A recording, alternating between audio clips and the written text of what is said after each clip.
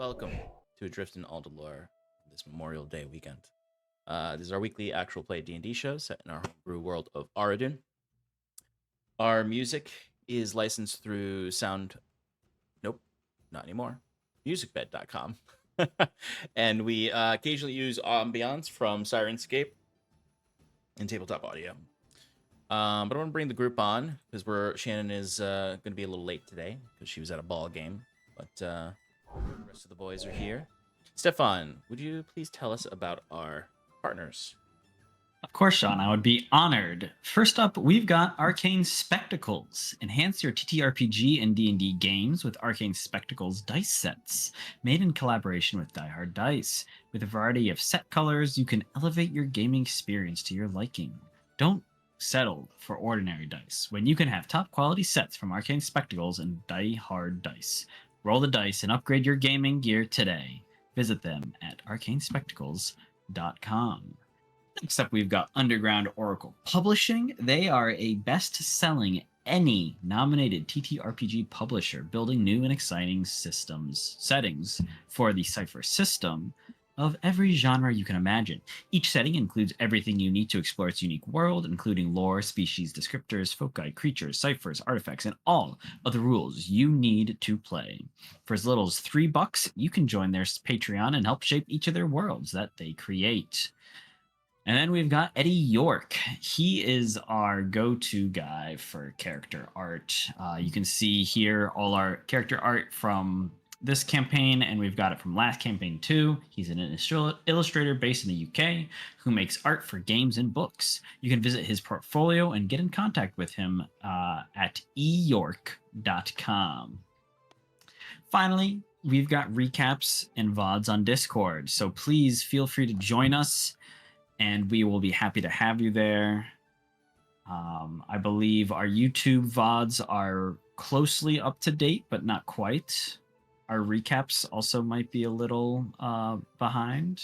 Yes, everything is a little bit behind right now. The recaps are 3 episodes behind, and it's pretty much, I think, the exact same for VODs. So okay, well, that means that you should never miss an episode. Otherwise, you'll never be able to see it. So yeah, we expect you to be here every Monday night. Because really, what else are you going to do? Yeah, right? Hang out with your family, your friends. We're your family now. Your friends now. What about the recaps on Discord that you just mentioned? They'll come back. We're just slightly behind right now. But speaking of recaps, also join us on Bluesky, Twitch, Twitter, YouTube, all the things. Social media. Links. Exclamation point. Exclamation point. All right. Well, let's jump into our recap then. So, this is going to be another Michael. Sorry. Thank you for your apology. He's not really sorry. He's right. You son of a bitch. Anyway, last we left off, Iron and Mana were recovering from Jacquette's birthday party and discussing the several oddities that happened throughout that party. But before everyone gets back together, Sass found herself waking up on the beach, very hungover, and nearly being swept out to sea if she'd stayed there much longer. But she met a mysteriously charming dock worker on the shores who showed a lot of admiration for her as a member of Iron and Mana, and asked her some peculiar questions about the sea and fate and life, before introducing himself as Roland, the very same Roland that was in Jacquette's vision during his birthday party, where he began to feel great sense of shame, as did others around. Roland being some kind of fiendish entity from Jacquette's past, who was claimed to have backed the right horse with Jacquette, and similarly is giving attention to Sass, which later did spark a little bit of jealousy from Jacquette when they all reconvened to talk about what they were going to do with the day. But they did reconvene. Sass joined, remarked that she had met this Roland figure. Jacquette took note of that, but altogether, you all started to discuss what to do next. Jacquet decided to keep the card from Mr. Greaves so that he may copy his handwriting in the future, if it is his handwriting. And then the party began discussing what they wanted to do next.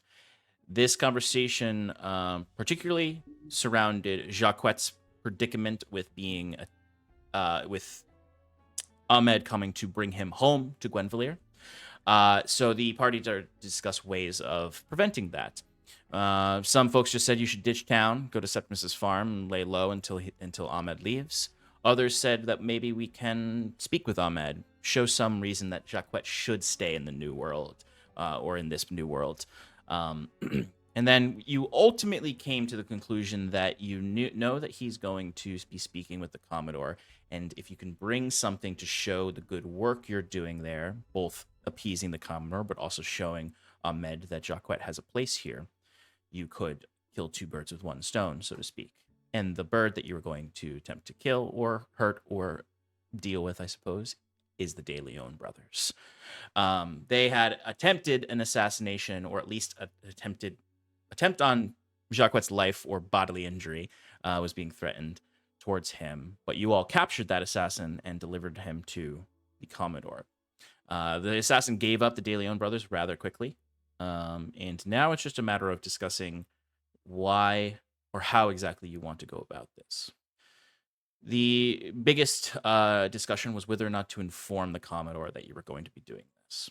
You ultimately decided that you were going to sleep on this because Fearn brought up some counterpoints where involving her might be a good idea, but ultimately Fearn also had something else he was keeping hidden until it finally came out that, at least what he told his friends, is that he has a date tonight with Odwin from the Otter Business, and that he'd rather not screw that up by going and fighting the De Leon brothers. So everyone agreed that they would sleep on this and make the final decision in the morning, while Fearn was given a chance to go to his date, which hasn't happened yet. But once you all decided this, you then all decided to help Sass out with something that she wanted to do. She kept eyeing that magic waterfall, or seemingly magic waterfall, that was coming out of the basalt cliff sides of the Lighthouse District. And she invited you all to join her. She was going to go check it out. You all agreed, and this led to a very fun climbing race up the side of the cliffs, which, depending on whose perspective you're looking from, some people may have cheated with their magic. But a bet was made. Jacquet won the initiative count and was able to get Dimension Door off before Sass was able to get it off, while Fearn grumbly and safely climbed up the regular way, making sure that there was a way down and whatnot. And Bruce, of course, did his little trick where he hopped into his bag of holding and had his little homunculus Lollyrock carry it up, which was very fun when we all discovered that Lollyrock could do this based on its strength score. But you all get up there and you find that there's this deep tunnel that goes deeper into the cliffside. The tunnel is very dark. There's flowing water coming out of it, and you all start to notice various different signs of the crab people being present here that you fought many, many sessions ago underneath these very cliff sides. Eventually, you found the chamber that was the source of this water, where there was a big crater filled with this glowing water, where there was this siren's call coming from it. Sass decided that she needed to swim into this water, but you all noticed that there were several dozen of these crab people sleeping beneath the water, and some of them sleeping on the other side of the crater who were supposed to be watching guard. So Sass just agrees. Fearn tries to stop her a little bit to have a little bit of precaution, but ultimately agrees to let her get in on her own, although he would be ready to strike if he needs to. She gets down and finds that there's a magical rod at a small sculpture down there, seemingly being worshipped by these crab people. She took the rod, and the crabs all started to look to her, and everyone started to panic because they thought these numerous crabs were going to attack, but ultimately they seemed to actually revere Sass as some sort of representative of this entity, and so much so that they listened to her when she spoke to them, even though they can't quite speak themselves. So Sass was able to get her rod of the Pathkeeper and then began heading down with everyone else to go about the rest of the day. But ultimately, we ended the session with you all getting back safely to the ground and to the city proper with a new magic item for Sass, perhaps an army of crab people at your whim, and some other questions that may have popped up from that encounter. So you all are gathering back at the Harlequin and Chalice, I imagine. Is there anything, or I guess, is there anything you want to do at this point? Sass is distracted with her new fancy rod and is enjoying that and is going to be distracted for anywhere between 15 and 30 minutes until Shannon gets here. But what would you all like to do? Fearn, you have something later on, but it is still around, mid-afternoon at this point. Okay.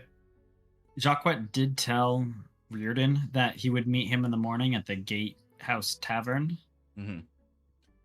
Yeah. So Jacquet's gonna go there, but he's gonna go disguised. That's in the morning, though. Yeah, so I think it's pretty much over, but Yeah, I mean, now that I think about it, though, I mean, it's still later than you said you would meet him, but it's probably earlier than mid-afternoon because you guys went from breakfast to the cliff sides. So it's probably more like noon to 1, that range. Gotcha. But are you going disguised as a random person, dock worker? Yes. Okay. Jacquet is probably going to, on the way there, dip into an alley, make sure the coast is clear, and then cast disguise, self on himself, to appear as an elvish traveler. Okay. Gwenvaleri. Valeri. Very nice. Okay. Everyone else, do you have things you want to be doing this afternoon before Fearn's evening stroll? Finn would probably just go back to the inn, hang out. Cool. Maybe read a book or something. Sounds good. Sep would like to go check on Hal. Oh, yes, See absolutely. how he's doing following the weird or sad encounter that he had with them last time. Yeah, absolutely. Bruce, is there anything specific you'd like to be doing this afternoon? Bruce is just gonna. Well, there's one thing I want to do. Okay. Is this something that you want to wait to do, or something you want to talk about doing now? Because I'm just going to go through each of you. Bruce is probably not going to do this without Septimus around, but Okay. Bruce is very interested in actually taking that book out. Okay. Well, then what we'll do is we'll do Jacquet's scene first, and we'll jump to Septimus, and then we'll jump to when Septimus returns. And Bruce, you can ask him any questions you want.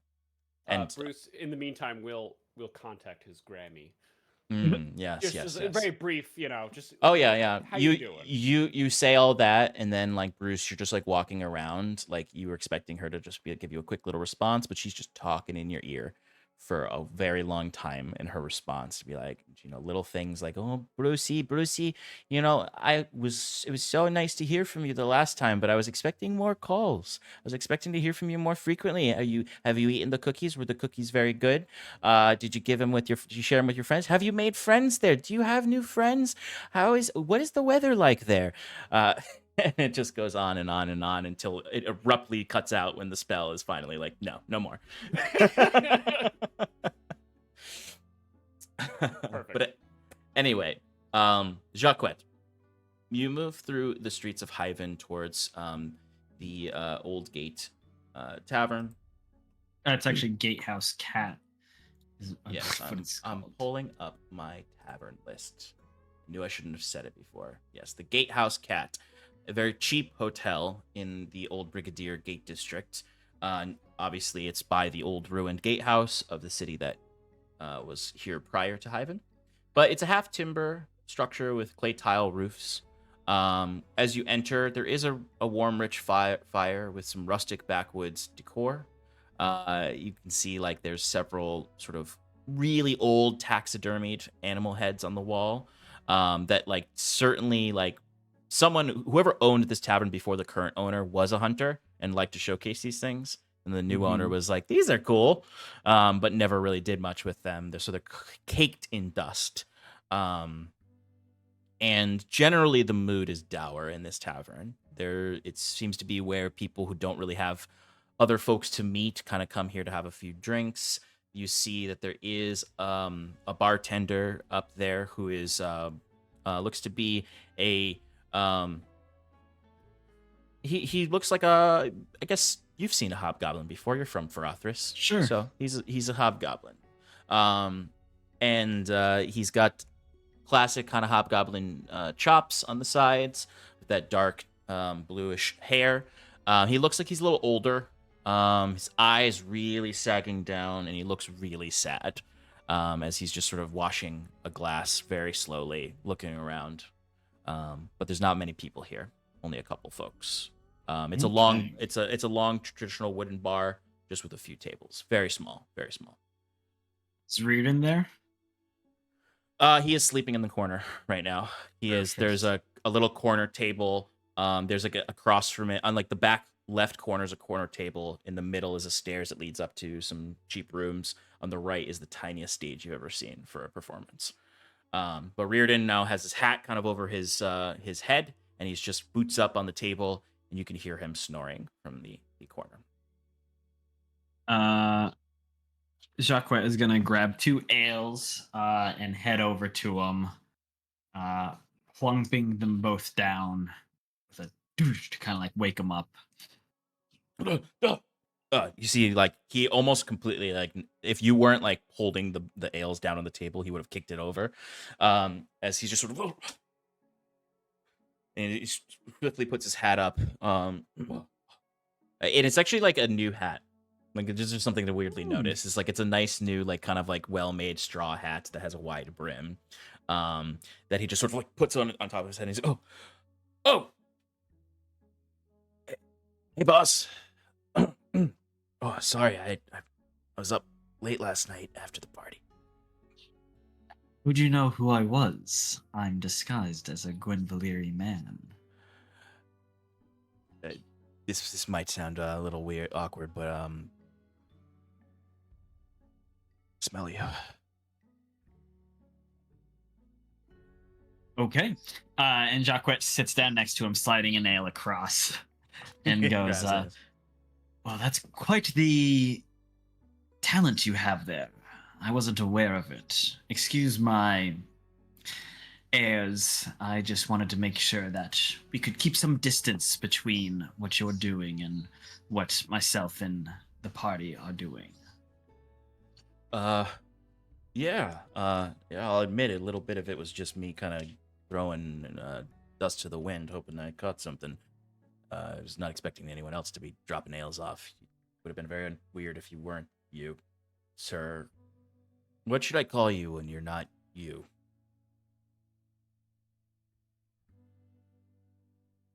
We can stick with sir or boss.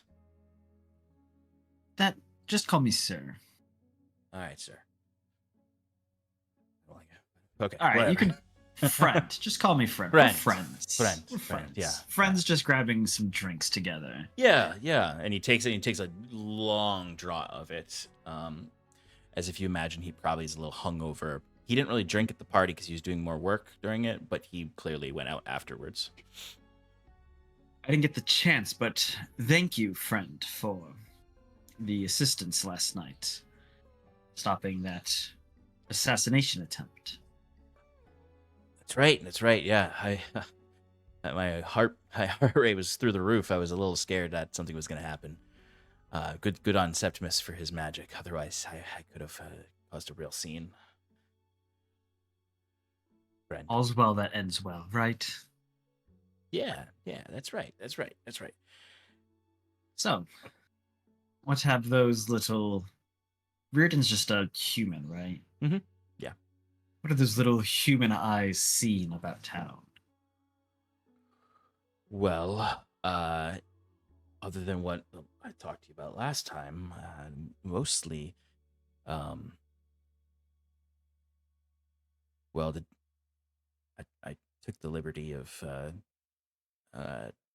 wandering around the widow's ward before coming here today to see if I saw anything or heard anything. Thought you might be interested in that. and I did wake up there, but um,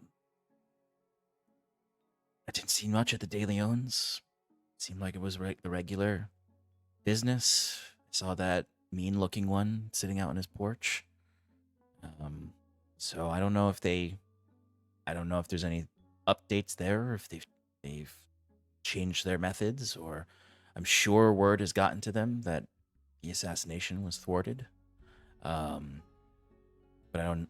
That was a couple hours ago, around, more than that, probably around 9 a.m. They weren't really doing much. A lot of word spreading in the Widow's Ward about your party last night. A lot of good things. Some people saying it got a little weird at the end, but otherwise a good. I mean, that's not really. I don't know if that's what you're looking to hear about, but I mean, not your party. I'm sorry, Jackie Touche's party, friend. But yeah, there. I don't know if you heard about it, but there was the big blow up at the facility. Oh, yes. Would you mind just telling me more about that? We were out of town and haven't really had time to scout about. So a crew from the Widow's Ward went and tried to break into the Avenarian Electrum Company. The rumors say they were trying to steal some items from there. Something has to do with the elemental that's held there. From what I heard in my networks, crew was hired out of the outer business. Just a couple freelancers, it seemed like. But it didn't succeed, and they never made it out of the facility, or no one saw them leave the facility, or no one's seen them since. And now they've got those black guards out there. And, you don't want to deal with black guards. The group that was sent in, any word who hired them? I asked around. Some people were mixed accounts, friend. I heard one that it had to have been a lie, based on what you've told me. A Captain Hastings hired them. But other people are just saying it was standard outer business. Not Mr. Greaves himself, but his representatives. I mean, if they were going after an unstable elemental, as you know, that's a huge resource. Oh, yes. We had our own inquiry about seeing to it, but we chose not to take it. Well, if Mr. Greaves' syndicate was involved in the attacks on the Storm Spires, from what I've heard, those Storm Spire attacks had elemental weapons. So he would have an interest in acquiring something like that. Though my understanding is a lot of different people had their hands in that pot, so who knows who funded it in the end, or how much was funded by whom. Well, I know the Avenarians are very protective of their property. They are very vindictive to those who try to mess with it. Really? Good to know. You got to protect yourself if you're competing directly with Halcyon, business-wise. Makes sense. Well, any other hot goss, as they say? I heard that Bjorn's got a hot date tonight. So it's true. I thought he was just... It's all the talk this morning at breakfast at the Outer Business was all the talk of, champions are going out tonight. Well, Little gossip. That's not really anything, but they say there's always truth in rumors, my friend. Don't discount them. If nothing else, Fjorn is definitely going to be meeting that bouncer at the Out of Business. well, we should watch his back. Just the Widow's Ward is very dangerous these days. Ever since Fight Night came back, ever since I don't know, they seem to be trying to call the bluff, Commodore. So it's only the governor that they truly fear. The Commodore is not as feared. She's got to do something to make them afraid of her if she really wants them to take this reform seriously. One might think that maybe she's actually embroiled in the whole thing. Embroiled? No, you were right. You were right, boss. Oh, okay. Words. They're hard sometimes. But yeah, I never thought of it that way. That's pretty interesting.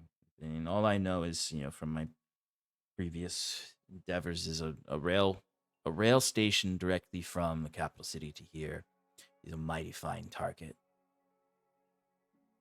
So, unless she does some significant reforms, they might be spending more money on protection for that railroad than they wanted to originally. That's what I think the governor wants her to do. Clean up so they don't have to spend as much money on this railroad. Makes sense. Quite an astute observation, my friend. And all I do all day is listen to people talk on this town. You're doing good work. I want you to know that. And even through the disguise, there's a level of sincerity that maybe Reardon has never seen out of Jacques. Not that they've really actually interacted too much. Yeah. But But he goes in and takes as you were saying that, he was taking a big draught from his cup, Mhm. and he does his eyes look up and they kind of go a little wide, and he takes the cup down, and you get the feeling that Reardon in his life has not gotten a lot of affirmations. So there is a moment where he does smile, and then he kind of snaps out of what could be a iota of a heartwarming moment to just be like, I like this guy better, friend. well, when we meet in this way, it might be best that the bard and yourself aren't seen together, just to make sure that people aren't snooping about. I totally buy it. Totally understand. That being said, if you're ever in the Harlequin and Chalice in the evening, I'm sure the bard will be happy to see you, just for some drinks. And he gives you a nod and holds the cup up to sort of cheers to that.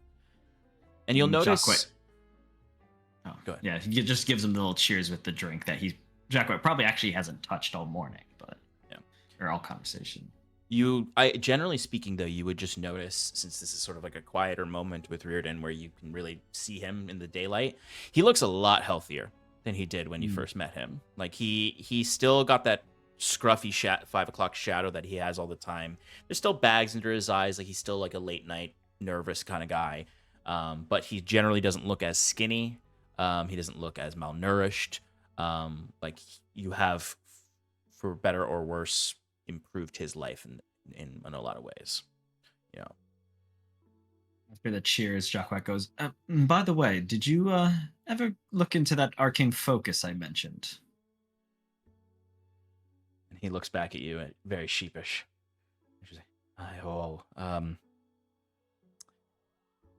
no. Jacques reaches into his jacket and pulls out 10 silver to toss him across the way and goes, for some reason, I see you as a wand man.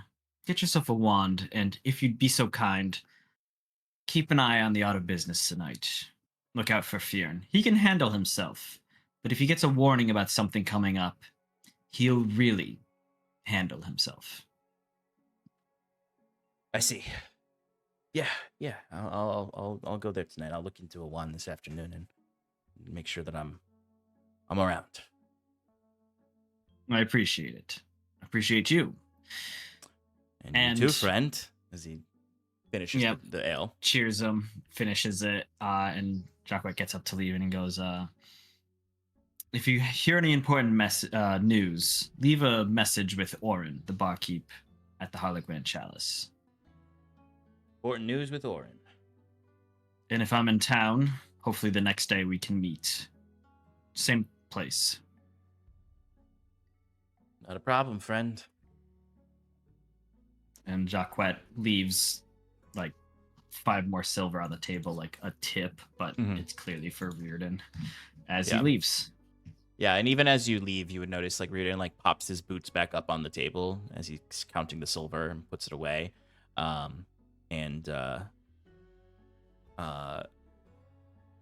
He might think he might be going back to sleep for a little bit.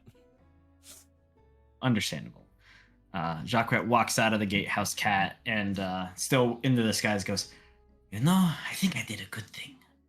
And then leaves. Jacquet, when you step out, you would notice suddenly maybe why it's called the gatehouse cat, as there is a absolute just swarm of street cats out front right now.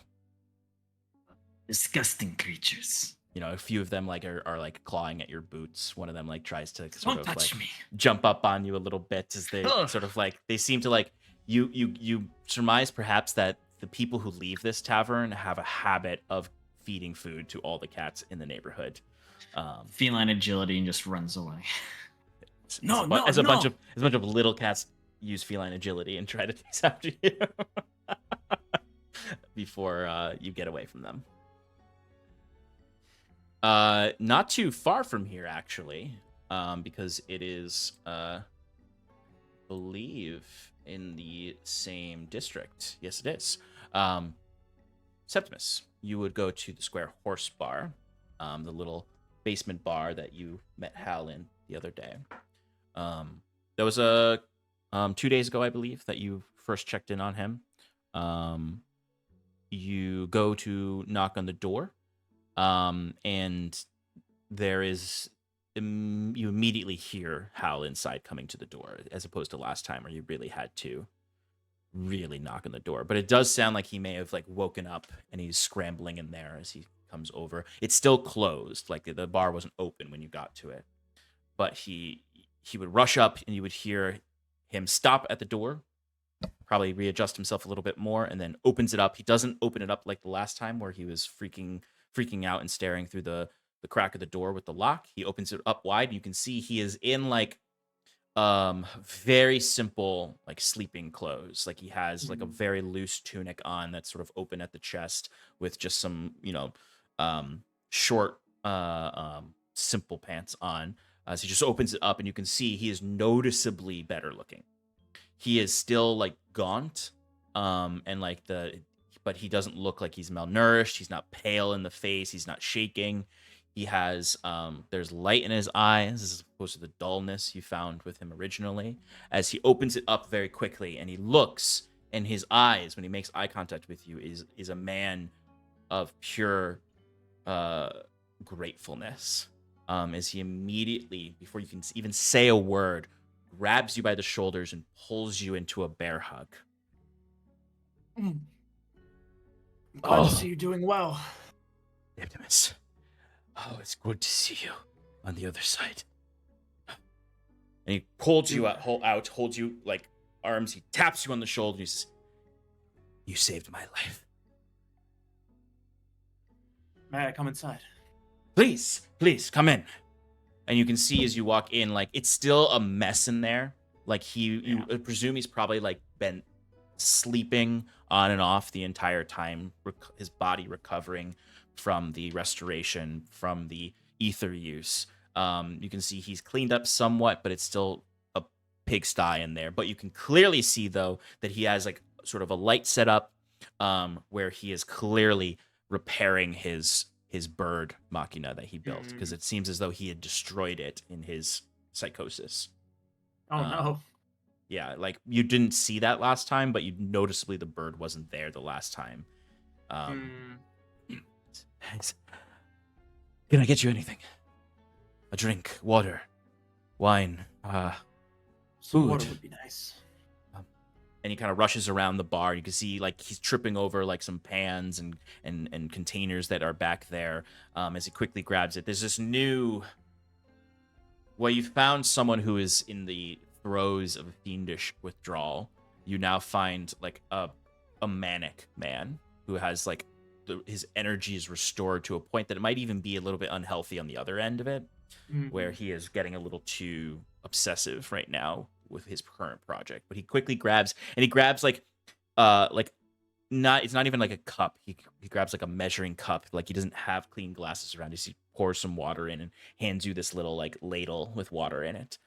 He's like, I'm repairing my own personal machina, as I am repairing my bond with the spirits.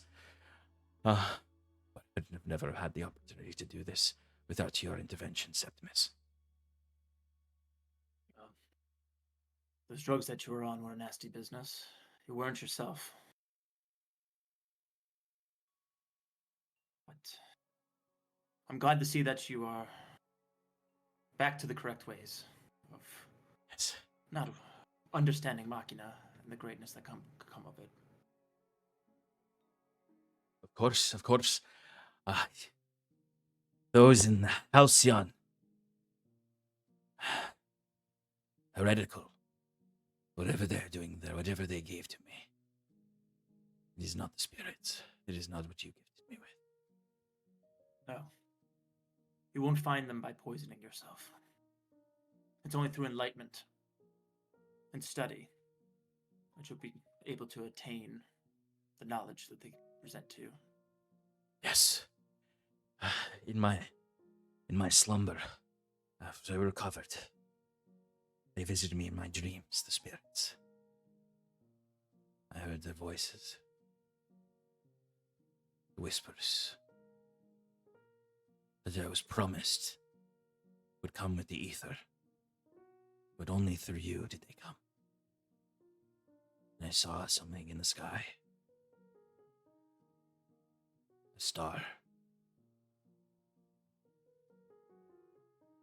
And all the spirits came out from their hiding places, and the world would recognize us. I've seen what you have envisioned. Something comes. Something Yes. I don't quite understand, but I'm hoping what it does can lead us to great things. But before then, there's preparation that must be done. No longer do we need, shall we, hide in the shadows. We need to spread the word, let people know. The advantages, the goodness, the knowledge that can be attained. And you looking better now, I think you might be the right person I can trust. Septimus kind of goes and reaches around in his pocket, and he pulls out a bag filled with silver. He places it on the table. Can I trust you to be the voice when I'm not around? To help speak for Machina? To help usher people in? And you see there's this exhale with a chuckle from him of just sort of affirmation as he sort of is a bit overcome with this. He's his voice chokes a little, like he is honored by this as he looks to the bag of silver, and then he sort of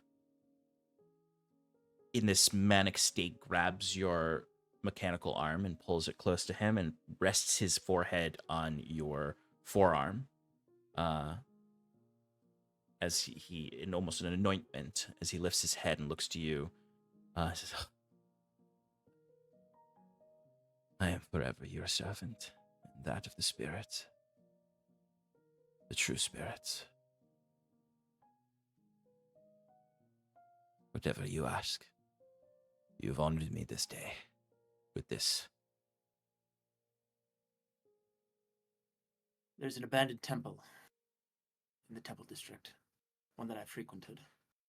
It's not used, and any sort of danger that's been inside of it for its abandonment has been cleared out. I want you to take this. Find whoever owns. Well, I'm assuming that it is the fact that it's derelict, that it's owned just by the city of Hyven. So I'll speak Yes. with the Commodore whenever I can. I'll let them know that you'll be reaching out. Give them some whatever silver it is to rent the property, and the rest to refurbish and build it back up to somewhat that's presentable. And there we will start bringing people in. We will raise a temple from the ashes to honor the spirits. Yes, yes. I think can the best see way it. to do it. Funny enough, taking a page out of the revelry that's nearby, I think the best way to usher people in is to give them somewhat food or shelter. Those that are downtrodden or derelict might need a place to Yes. stay. Offer to those that are in need or in a bit of bad luck. I'm sure Yes. they'll get a good portion of them that will listen. Yes. Good work. Good works. Good works. Yes. And you are to leave the city again. You can. My companions and I will probably be venturing out for quite a while. Not quite a while, but for a little bit, just to lay low. We'll be staying at my farmstead, about 2 days' journey from outside town. Just down the Yes. road, on the main Ah. road, going towards the capital. But you'll see a sign. The small, not too used path that'll lead to my abode. If you come across anybody that wish to learn while you do your work on the temple, send them my way. Of course. And if you find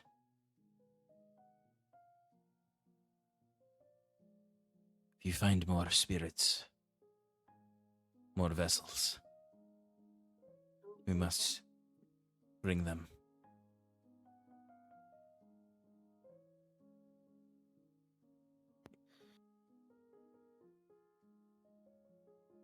That I shall. As he lets go and pushes over, he's giving them 1,000 silver.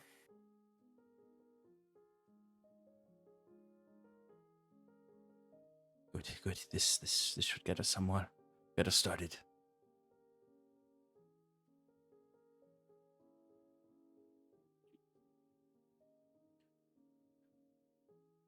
Do they speak to you?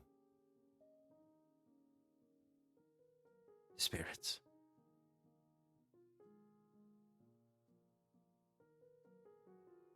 I do get whispers from the Machina experience physically. But if anything greater, not yet.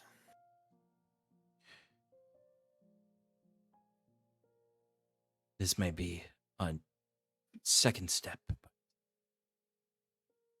I will prepare this temple for you, Septimus. But I do think if we are to come out of the shadows and claim this faith from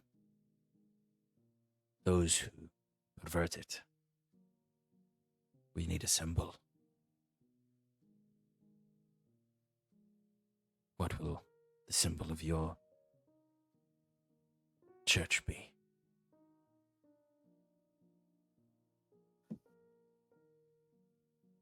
We can prepare it later, but we will need something. He'll quickly correct me. He's like, Church of Machina, not mine. But I will give some thought of how to best to express. Indeed. And also, don't worry about being vocal about your devotion to Machina and trying to usher people in. I know that there is still some stigma or people who are afraid and may act out. But before I leave this town, the people here will know that anybody that's affiliated with me should not be messed with. And there's just this grin that goes over his face, and you can see like his eyes are quite wide, like a meta narrative of this outside of what Septimus is even noticing. This is the clear signs of sort of like the roots of a fanaticism developing within him. He's gone from a drug-induced psychosis into a manic state of religious euphoria. He's essentially like one of those people in one of those like churches where they're like holding their hands over their heads and they're like convulsing and like speaking in tongues. Like he is buying in 100% to your narrative of whatever Machina's whisper is to become. Hair all over the place, beard long. He looks like a messianic figure who just came out of the desert, but his desert was a drug-induced psychosis. Yeah. And looking around and seeing everything, it's like, but before you begin, make sure to get yourself in order. You can't start anything if you are not at full strength. And he like And have stands all your up. faculties. He stands up tall at this, and he's no longer like hunched over, so you can see that full, really tall, 6'5" guy that he was when you first met him. As he stretches his back and scratches the back of his head, and goes, "I suppose the place has fallen into disrepair. I will do this for you, Septimus. For Machina. For the wisps." And he nods to you. As he nods back, comes out. We have some planning to do. As he will walk out Excellent. and head back to the Cask and Crow. As you're heading back to the Cask and Crow, you would notice a steady stream of cats following a Jacquette who's running away from them. I knew he was a cat. They know his own kind. I'm a tabaxi!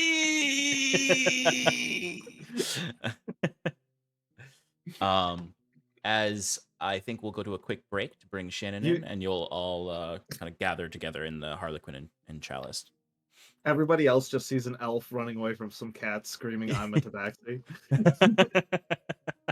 Oh, I guess that's true. I wouldn't have noticed that was actually. Actually, I guess that's true. No, you see, yeah, you would see some elven traveler running by, being chased by cats.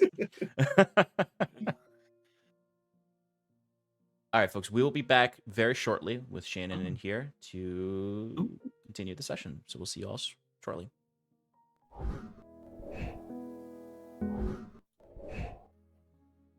Welcome back. So a few of our party members had a little morning stroll to talk with some of their confidants. And now the party is all reconvening in the Harlequin and Chalice just before dinner time to decide what their plans are for the evening. Fearn has plans, but I want to see what everyone else would like to do during that time. So you are all at your typical booth. I imagine by this point you have a booth you always sit in, or a table you always sit in. Septimus is just having a can of beans. Septimus is eating a can of beans. Meanwhile, Sponsored by Goya. Oh! Meanwhile, Jacques had Oren go out and get a special fish to make him a special fish dinner. Yep. Mr. Mr. Jacquette, at some point over the next few days, we were going to have to settle the bill for the party last night. Right. The bill, of course. And then to an aside to the whole group. So we agreed that we were gonna ditch town, right? That was the plan. I'm just kidding. I'm just kidding. Of course, Oren. The bill. So I can have that sent over to your room and you can review it. Mm-hmm. All right, excellent. And we'll go get it all set up for you then, man. Mm-hmm. Jacquette, can you roll me 2 D100s? This is for. Oh, look, they were both ones. Oh. Yeah. First one is 49. Okay. Second one is 37. Okay. And then I'm gonna add 1, 2, 3, 4, 5 to that for you all. Oh, does that mean we all roll a D100? No. Multiplied by 14. 86. So there were, for your own vanity sake, Jacquette, there were 90 attendants of your party throughout the night.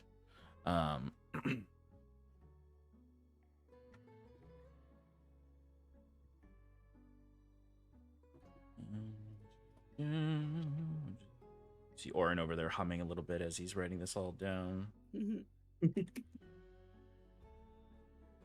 All right, there's just about that per person. No damages, thankfully.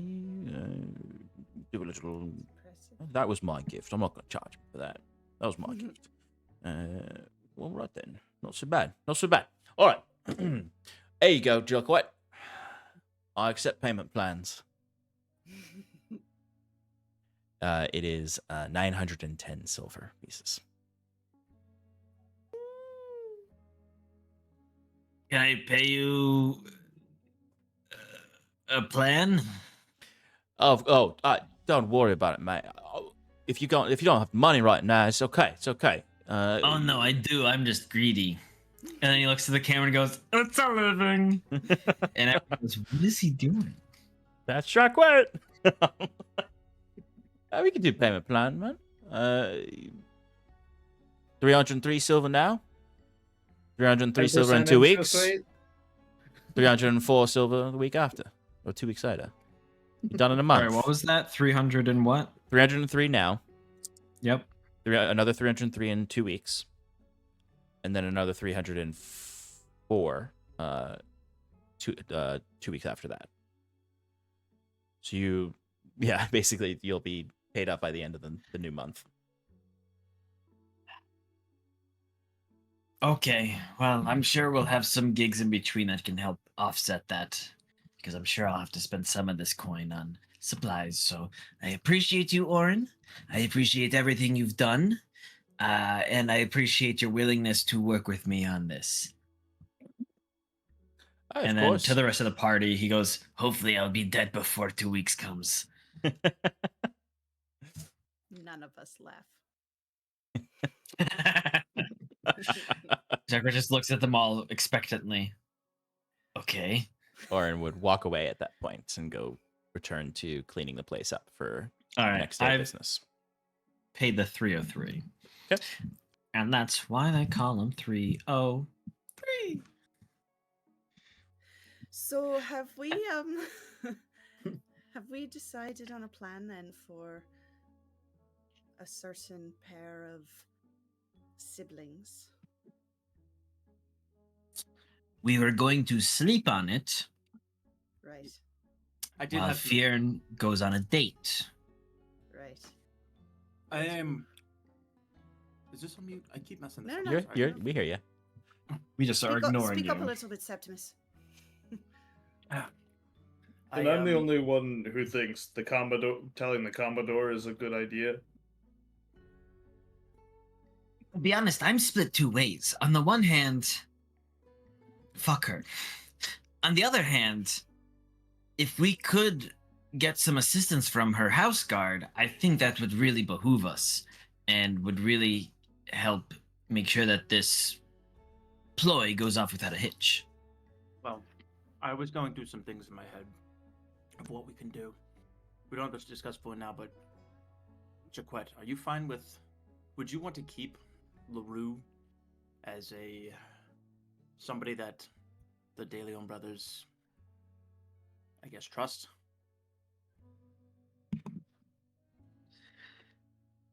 I mean, I'd kind of considered once the De Leon brothers were gone, LaRue might, fade into memory or just work solo for a while. Solo careers are good. Okay. What did you have in mind? I mean, that's not fully there, but it's essentially using LaRue to gain their trust in some way, to catch them by surprise. Still kind of thinking on that, but just wanted to ask. LaRue is a tool to be mostly used by me, but also by the party. Goose, did you have something to say? Yeah, I did. I mean, I think an argument could be made for both sides of asking the Commodore for help or not, or just. I think it depends on where we want to take Iron and Mana. Are we kind of the Commodore's servants, or are we our own unit, and then we just kind of work with the Commodore? How do we want to be seen as to the public? I'm on board that we do this ourselves. That we act accordingly, and we show everyone that we are not just chained dogs. I And think that's where I'm at as well. and the argument, like you said, Jaquette, could be made for more reinforcements from the Commodore. I think a bigger group might make them alert, and maybe they'll run away. Have more time. Yeah, that's what I was thinking. They probably have to be as successful as they are. They probably have eyes and ears in the office that would tip them off. Well, I mean, those same eyes and ears that would tip them off could also hold a crossbow to us if we come there unprepared. Well, we're not going unprepared. So we're going to think of a plan while you're out. Well, Well, what do you suggest? Like tying me up and bringing me in as some sort of hostage or something like that? No.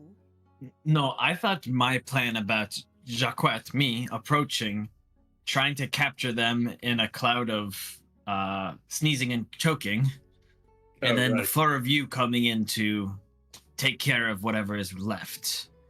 I mean, there's a good chance I end up with dust on my face, and I'm the only one that goes down, but Wait, does this dust linger? Does it just kind of hang out? Nope.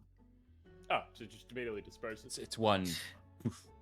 It's one poof, as the And gods just- say.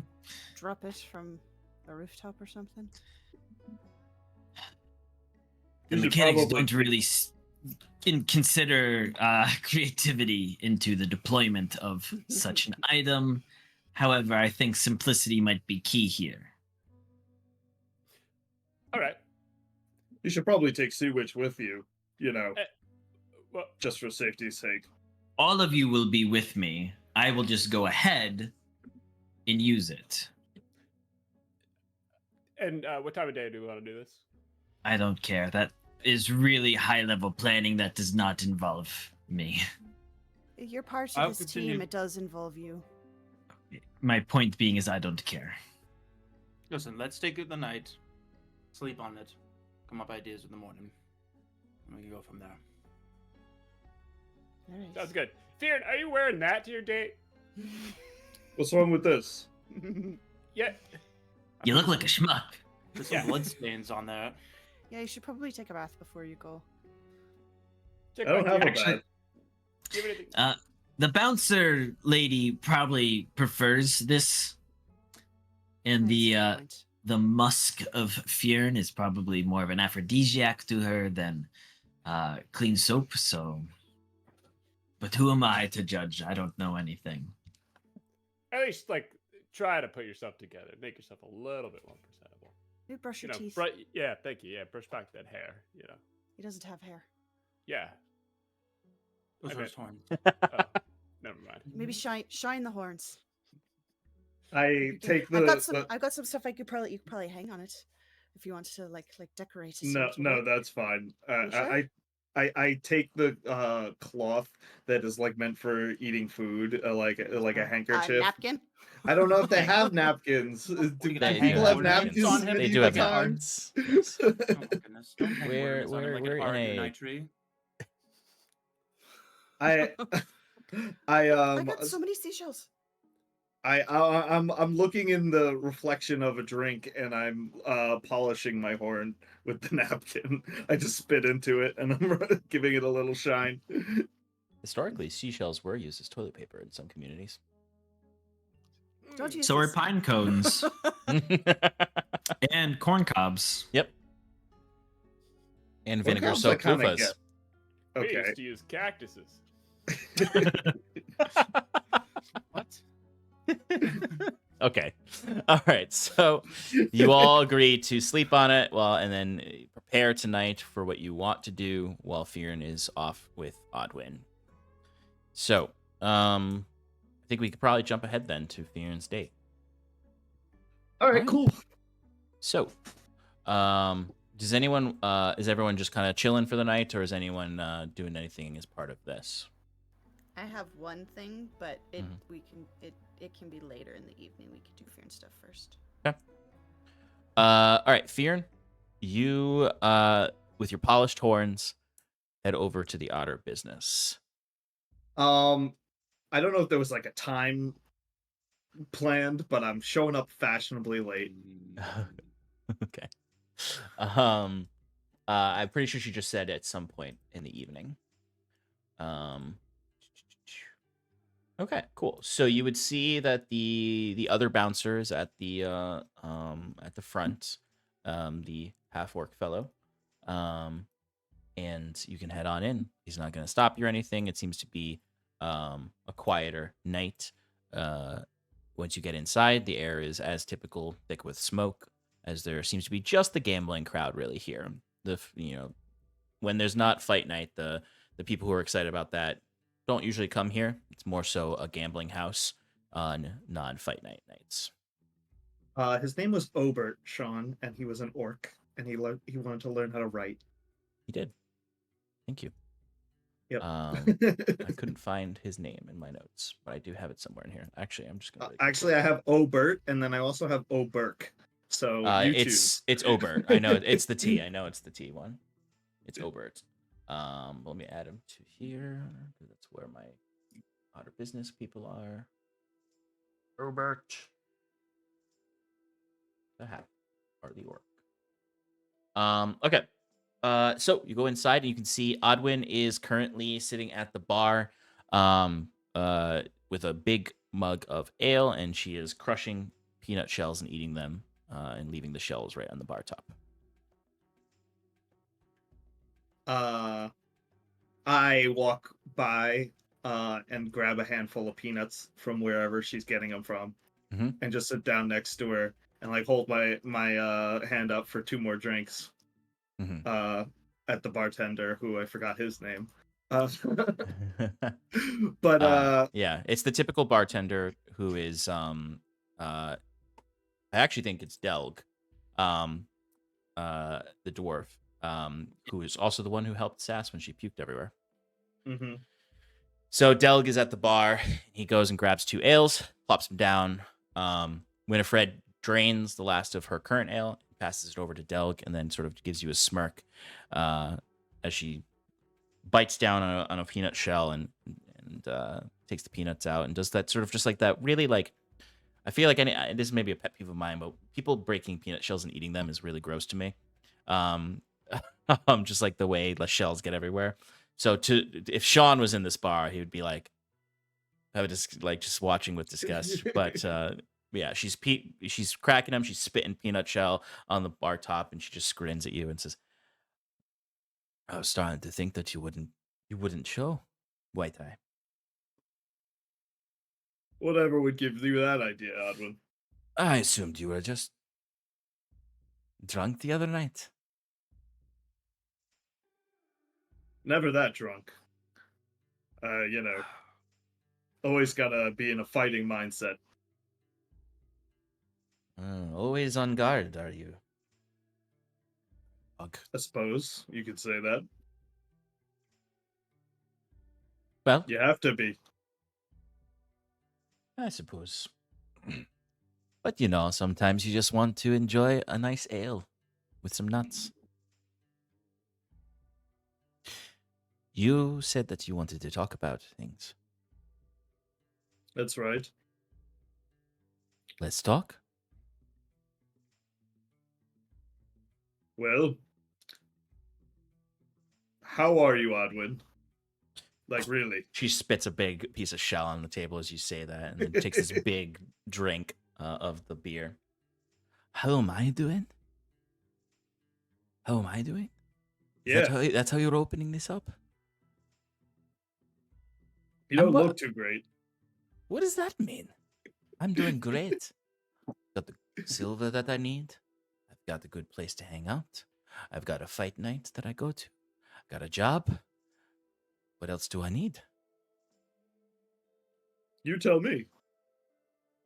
Like I said last night, Fionn, all of this complicated stuff you want to get into.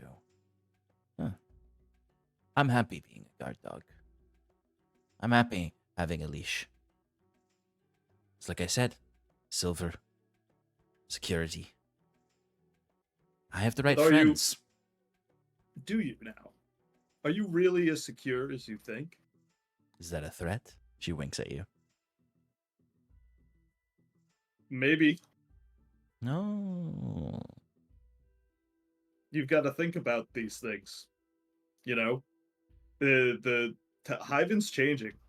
There are people out there now that want to make this place much different, and if your lifestyle is going to survive, you got to keep up with the times. And she kind of like sits back and stretches and sort of laughs a little bit at this. She's like, from what I understand, from my perspective, from my friends, it's a big, fat bluff. The Commodore can't do shit. Look at her. The governor's been gone for a month and everything is falling back apart for her. Unless her new, pretty dogs show themselves as more valuable.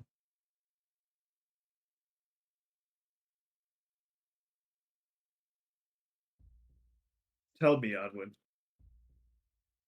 The governor, when he came here, how was your life then? When the bar was closed and nobody was here? Were you drinking ale in the afternoon and eating peanuts then? I suppose I see what you're saying. I was drinking ale in the afternoons and eating peanuts then, but it had a bit more of a sad tone to it than this does. But Fionn, there's always going to be an odder business somewhere. It might not be on this rickety old shack. It might be somewhere else. It might be in the lighthouse. It might be at the old gate. It might be down by the docks. It might be in a little shack in an alleyway. What I don't understand is your lack of ambition. This place is... I When don't I first understand got your here- ambition. Sorry, Thunder. No problem. Fionn, my ambition is to get drunk, enjoy my work, and fight on Wednesday nights. It's a good way to live, but like I said, it's not sustainable. If you want to keep this lifestyle, you're gonna have to make changes, and that's not me. That's just a warning from me, as your friend. I'm not trying to change you. I don't want you to stop. I just don't want to see something bad happen here. Give me a persuasion roll with advantage. Because this genuine concern that you're expressing here does take her aback. Okay. I gotta roll one more time. Thank goodness, because that was horrible. Not much better. 8. Okay.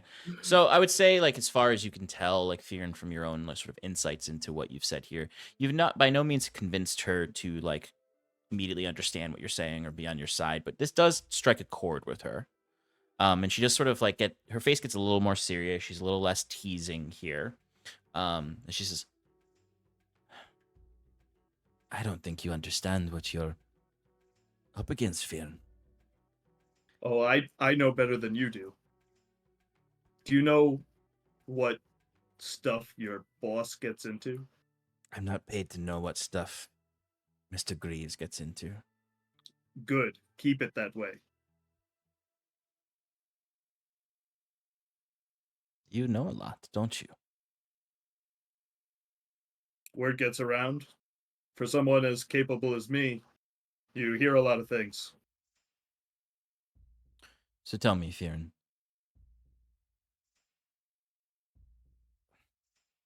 What are you going to do to come in here and clean things up, if that is what you're concerned about?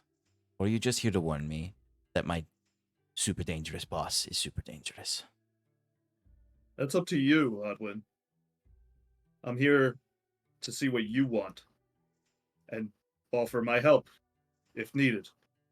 I want to fight on Wednesday nights, and I want to drink, and I want to enjoy my work. If it's not under Mr. Greaves, and I can still have that. And she doesn't answer. She doesn't finish that sentence, but she just says it. Well, But if I were you, I would know who to trust. Build your work, keep your friends working here close and have a plan. That's all I'm saying. the thing that I would say, Fionn, because I hear this a lot coming from all sorts of people, is know who to trust. But I also hear in another ear, don't trust anybody. And I find much more valuable between all of these things is just understanding who you're working for, who you're with. You don't need to trust them. You just need to be able to predict what they're going to do. And I keep my environment very predictable because that's what I like. Now, if there's a lot of You're in over your head, Odwin. You don't even know it. You might be right. You might be wrong. Talking to you too much might put me in over my head. If you keep working for the leash holder.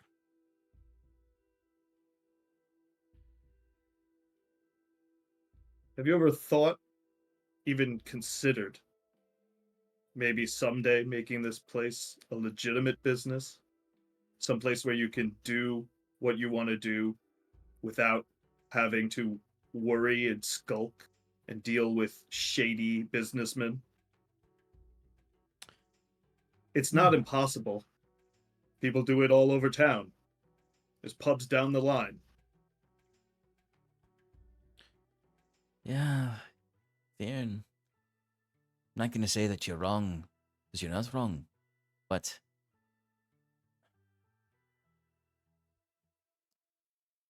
of course, I've thought about alternatives. Of course, I've thought about walking down the streets and getting a job at the Harlequin, or the Cask and Crow if I can clean up enough. Or, something more depressing like the Gatehouse Cat. But at the end of the day, not a single one of them is as exciting as the outer business. I will say perhaps the Harlequin and Chalice has become a bit more exciting with your group's presence there. But open fighting, unsafe buildings, an entire district to our own, ourselves, that no one dares come to unless they're ready to fight, or ready to get drink, or ready to gamble. I'm not interested in trading that away, and legitimizing this business is too risky, too unpredictable, Fionn. Maybe if you can show me the benefits of it. But right now, I understand perfectly everything around me. I watch the door, I beat the shit out of people, and I drink. Simple. And this sounds complicated. You're too stuck on simplicity, my friend. If you keep this way, you'll never grow. And that's might be fine for you, but you'll soon see that it'll get harder with time. I know somebody, someone who can help you if you're willing to listen. It's not going to be easy, but I can talk with them and we can find a way to make this place something good. Something where we can fight and drink and gamble and not have to worry about the governor or the commodore breathing down our necks. What you're proposing is what I already have. So if you Not show for me long. this, well, maybe then I'll be eating my shoe. But for now, I've got my peanuts. I got my ale. Fight night's coming up. It's on you, Fionn. Show me this alternative way. Show me this person you know who's going to clean this part of town up. And show me how cleaning this part of town up is going to preserve my way of life. So I don't really think it's going to. I think it's going to put me out of a job or put me into a much more unpleasant job. You know, taxes and, you know, I don't know, construction or whatever, and people coming through for inspections, make sure everything is up to codes and whatnot. A lot of work. Since when did you ever have to deal with any of that? I'm sure there's be somebody above you that'll handle the Well, notes. Delg over here deals with that shit, but we don't have to deal with it right now, Fear, and that's what I'm saying. Is what you're proposing is re-fucking up something that needs no fucking with. All right, fine. How about I just talk to Delg then? Delg's like, what? Hey man, I'm just here to serve drinks. Oh, this sounds like political. I look at Odwin, I snort and I say, you enjoy your life while you can. If there's someday when you need me, come find me and we could talk seriously about this stuff. Hopefully it won't be too late. And I finish my drink and leave. As you're walking away, she just goes, you gotta sell harder than that, Fionn. I can take care of myself. Need to. She goes back to her peanuts and ale as you walk out. That's it. Yeah, I mean, she's got no interest in a different life. Got to show her something more. That may change. The offer's still there. She may come back to eat her shoe. But Fionn, somewhat, I imagine, somewhat disappointed in Odwin's stubbornness. You can head back to the Harlequin and Chalice. Saskia. Yeah. You wanted to do something That's tonight. me. I did. I'm going to sleep on the beach again. And- Not to interrupt, but I was actually thinking sorry.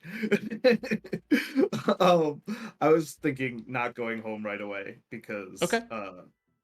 I didn't want to what do you call it? Show up, like leave and then come back like right away, and people be You like, can, what the hell? yeah, you can spend some time before heading Yeah. back. I would have head to the beach. I was thinking about heading to the beach, but I'll go to a different bar instead because I don't want to interrupt whatever's happening. Okay. So Sass, you're on the beach. Yeah. I'm on the beach, and this can be like whenever, but I was thinking it could be like late, but right before I go to sleep. Okay. I want to be sitting by the edge of the water and holding my new item.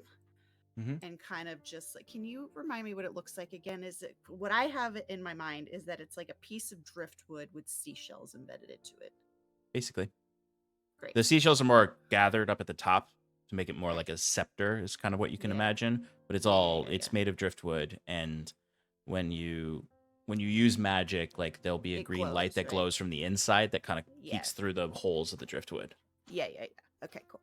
So I'll be holding it and kind of just like twirling it around. And the first thing I'm gonna say is, thank you very much for this. This is honestly quite unexpected, but it's beautiful. Just talking out into the ocean. The out of the driftwood, that sort of aurora glow comes out and just sort of gently floats around you. Right, I've got 2 quick questions for you. The first one being, where do we go next? What's the next water I should sample? I think I was gonna go to the elemental temple at some point to go drink there, but if there was somewhere else that you had your eye on, what's your thinking? It sort of floats around, and she doesn't speak directly to you like she was doing up at the cliffside, but it does sort of and just actually does sort of float up into the sky and darts over to the elemental district, or the elemental temple district, or the temple court where that is. Like it darts over and it disappears as if it's almost like Yeah. showing you a direction, and then it reappears in front of you. Right.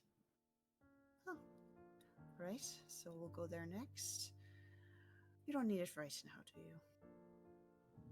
You get a sense of satiation, and that she's currently, for the moment, satisfied. Right.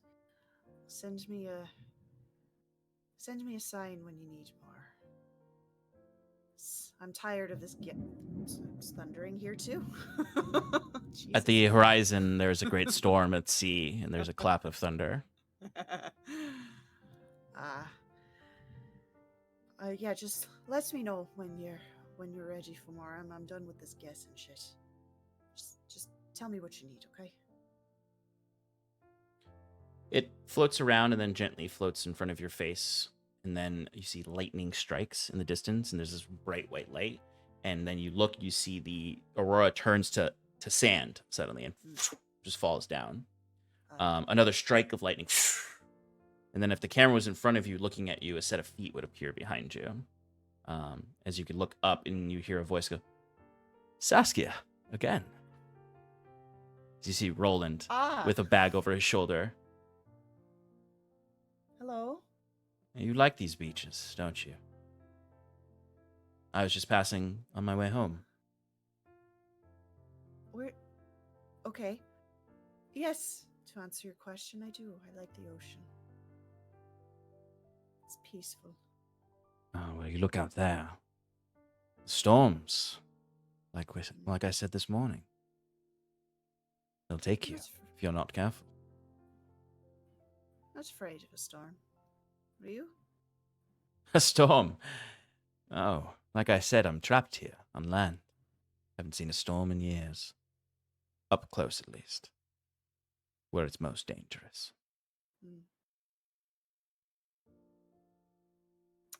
Can I help you with something? I was just passing by and I saw someone sitting here. I'll leave you alone, but careful out there. You as well? I'm heading off to the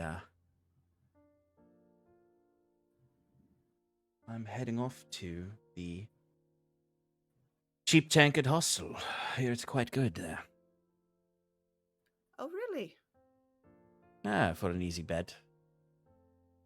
Yeah, gets the job done, that's for sure. Oh, perhaps I'll go to the Buckets Gin House. The Platinum Pots. I do enjoy Piscator's Row, salty sailors there. Their stories of the past. If you ever wish to join me, feel free. I'll most likely be at the gin house. Although, I do hear there's a good show at the Good Whisper Bordello, but... Can I be honest with you, Roland? Of course. You're very forward for someone you've just met. Yeah. You're famous.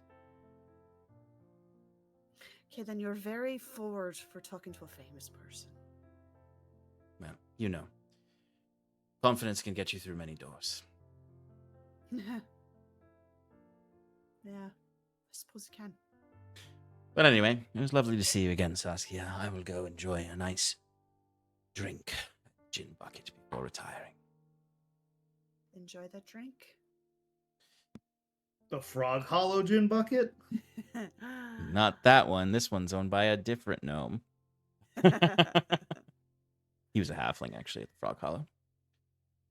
But he leaves. It's a chain now. They're a major conglomerate. Right, yeah. Right, I need to keep an eye on that fellow. It's something about him. Right, I'm fucking exhausted. I have one more question for you. Talking back to the ocean, and then I'm going to leave you alone, and I'm going to pass out. We're attempting to take down the De Leon brothers tomorrow, and I want to bring something good to the table. I want to have a good suggestion, and see if I can offer anything to the group. So, Fearon wants to tell the Commodore, but I actually don't think that's the best idea. I think we go and ask her for forgiveness once we do this, and we show her that, we do our own thing. Anyway, I think we'd be more efficient anyway if we did that. So if you have any ideas or suggestions that you want to share, maybe you were eavesdropping on our conversation, would you like to do that? Just let me know. Slit their throats and take all of their magic. Right. Take all their magic or all their magic items. Items. Got it. Right. Okay. I meant more of how we go about doing that. I think that was the plan. But noted. Burn their little shack to the ground. Okay. Right. Thank you again. I'm gonna roll over in the sand and cuddle my new scepter. Okay. All right. The morning arrives for you all to make your final decisions on what your plan is. You can gather back up to decide when you're going to engage and what the plan is for the approach. Right now, we have Jacquette approaching with his sneezing powders to catch him off guard, while the rest of you will hang back and then join in once they have been caught off guard. Is there any other planning that you would like to do? I suppose you can also, what do you want to do now that you've slept on it? So, So,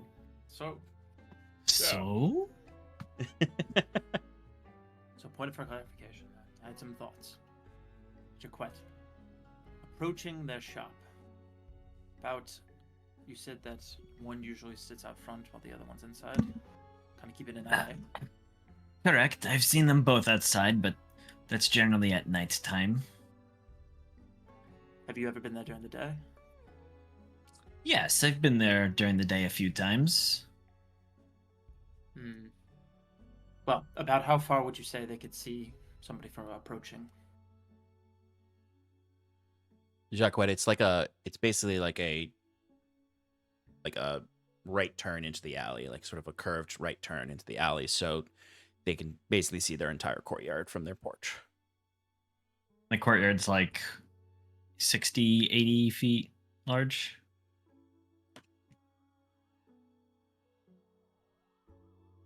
I'd say there's about 50 feet that is like the general courtyard. Then there's their fence. Then they have about 20 feet of lawn. So they can see I mean, the alley is like a right angle, so you could technically like stack up on the corner of the alley, and they only can see out 30, maybe 70 feet from their porch. Oh, perfect. So I'm thinking that you go in disguised as LaRue. You said before Oh. that when you go in to chat with them, obviously they're on the lookout, but they see someone that they have want to do business with or talk to. They both go inside, correct? Yeah, usually, yeah, depending on the nature of the business, I could I could leave it. I could leave it to you to say that you just have something juicy or something that they want to. if I need to bring them inside for your plan, I can definitely do that. So you do that. That leaves nobody else on the front porch to see us approach. We can get a little bit closer. Buys a little bit of time for us to do that. At which point, I liked what you had said. You use your powder to disrupt them or take them by surprise. That leaves them. Explain to me how it is again. It leaves them incapacitated. They'll be coughing and sneezing and. Correct. If they fail to hold their breath, which depending on their constitutions may or not be harder or easier, I might be able to, do a little unsettling words, or if have my own faculties, some silvery barbs to ensure their failures. But they would be incapacitated and suffocating. They would be able to repeat the saving throw at the end of each of their turns. So once I use it, you need to get in there within 6 seconds. Before. I like to think of the world in 6-second intervals. Okay. I can also follow you in invisible, Jacquette, and I have a very interesting, Perfect. draining spell. 2 of them actually, that I might be able to use upon them. That A draining spell. I would say save that for here's the next part of that. You disrupt them. You take them by surprise with this powder because it also creates, I would imagine, some visual obscurity. And then Bruce, I know you have 2 things that could potentially work. You have both a vial of endless water, and you mentioned that you sucked up a bunch of that water yesterday. So I have a vial of endless smoke, but I do have a whole bag of water. You have a whole 500 pounds of magical water. Pounds of magic water in a bag of holding. I say we flood their shop, cause them to leave because that's on their terms, and we fight them and we'll take them in the courtyard. Do they have like a chimney or something? Yeah, they would have a chimney. Yeah, they have a chimney. What if I have Lollyrock drop the bag of holding through the chimney, and then I just cancel the bag of holding and then just flood it from the inside? How long would that take? It'd be instantaneous. I mean, yes, I think that's perfect. All right. And in this situation, am I still inside the house that's flooded with water? I would say that the key for Bruce to give the signal for Lollyrock to drop the bag of holding and then remove it would be the smoke bomb. Is that you drop the smoke bomb while they're both inside the house, you run, and as soon as you're outside the building, that's what his cue is. Okay, and if in the off chance that maybe I end up incapacitated as well. Well, that's what. Do you want me to follow you in there? Because then I can move through the water and I can get you out. Oh, Visible. I think that's a good plan. I don't think any of us should be anywhere near the water if we're gonna. No, we won't be. We'll be on the outskirts of this courtyard. I don't know why I went a little British there. But no, Saskia is the perfect person to deal with the water, so. No, I agree. She goes in invisible. But I would wait to tail Jacquette and leading both of the Leon brothers inside the place before you try slipping in. We don't know if they have any sort of magical detection or can see invisible. Right. Yeah. No, I wouldn't. I would only follow once he starts going inside and then slip in through the door.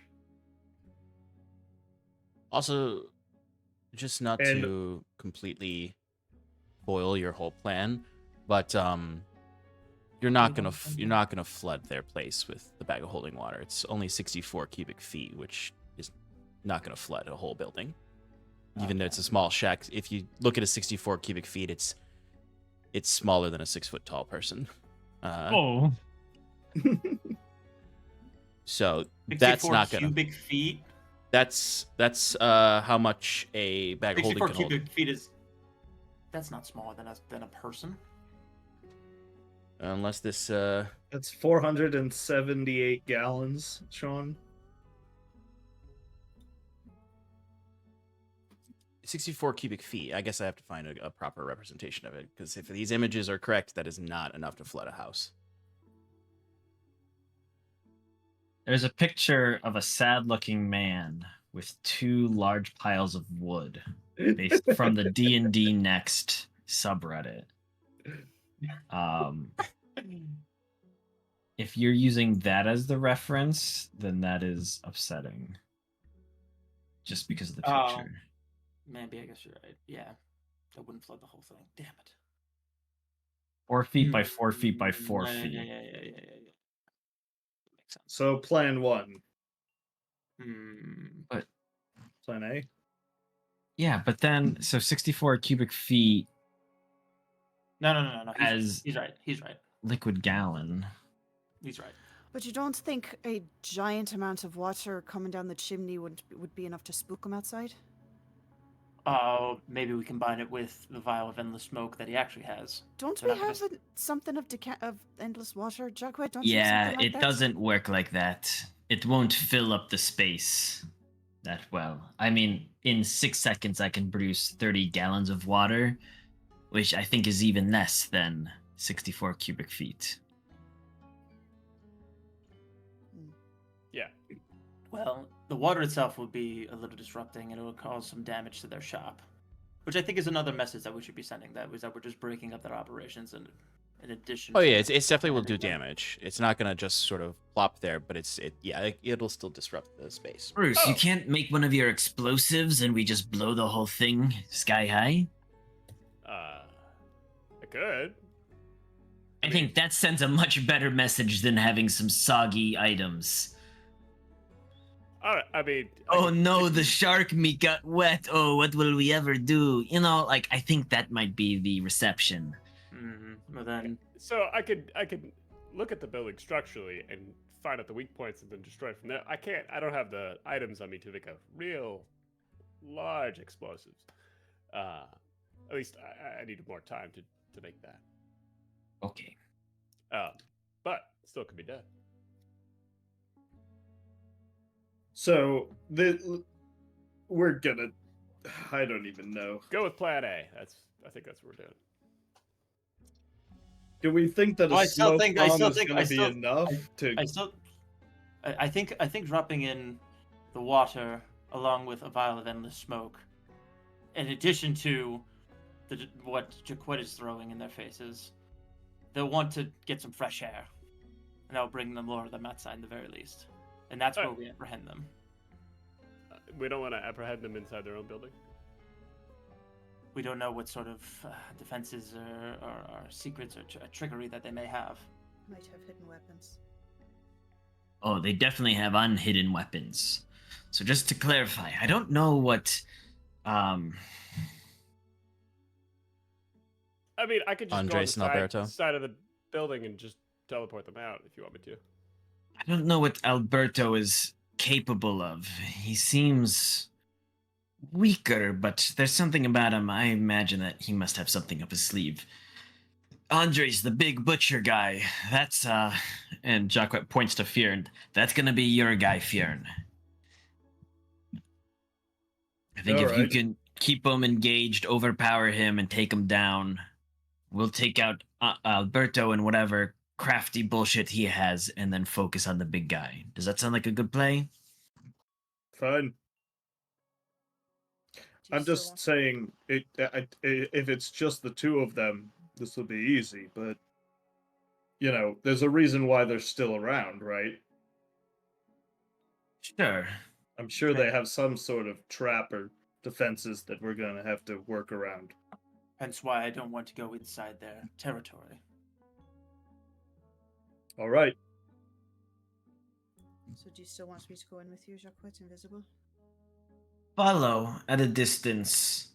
Make sure you always stay 30 feet away from me. And then from there, we'll play it by ear.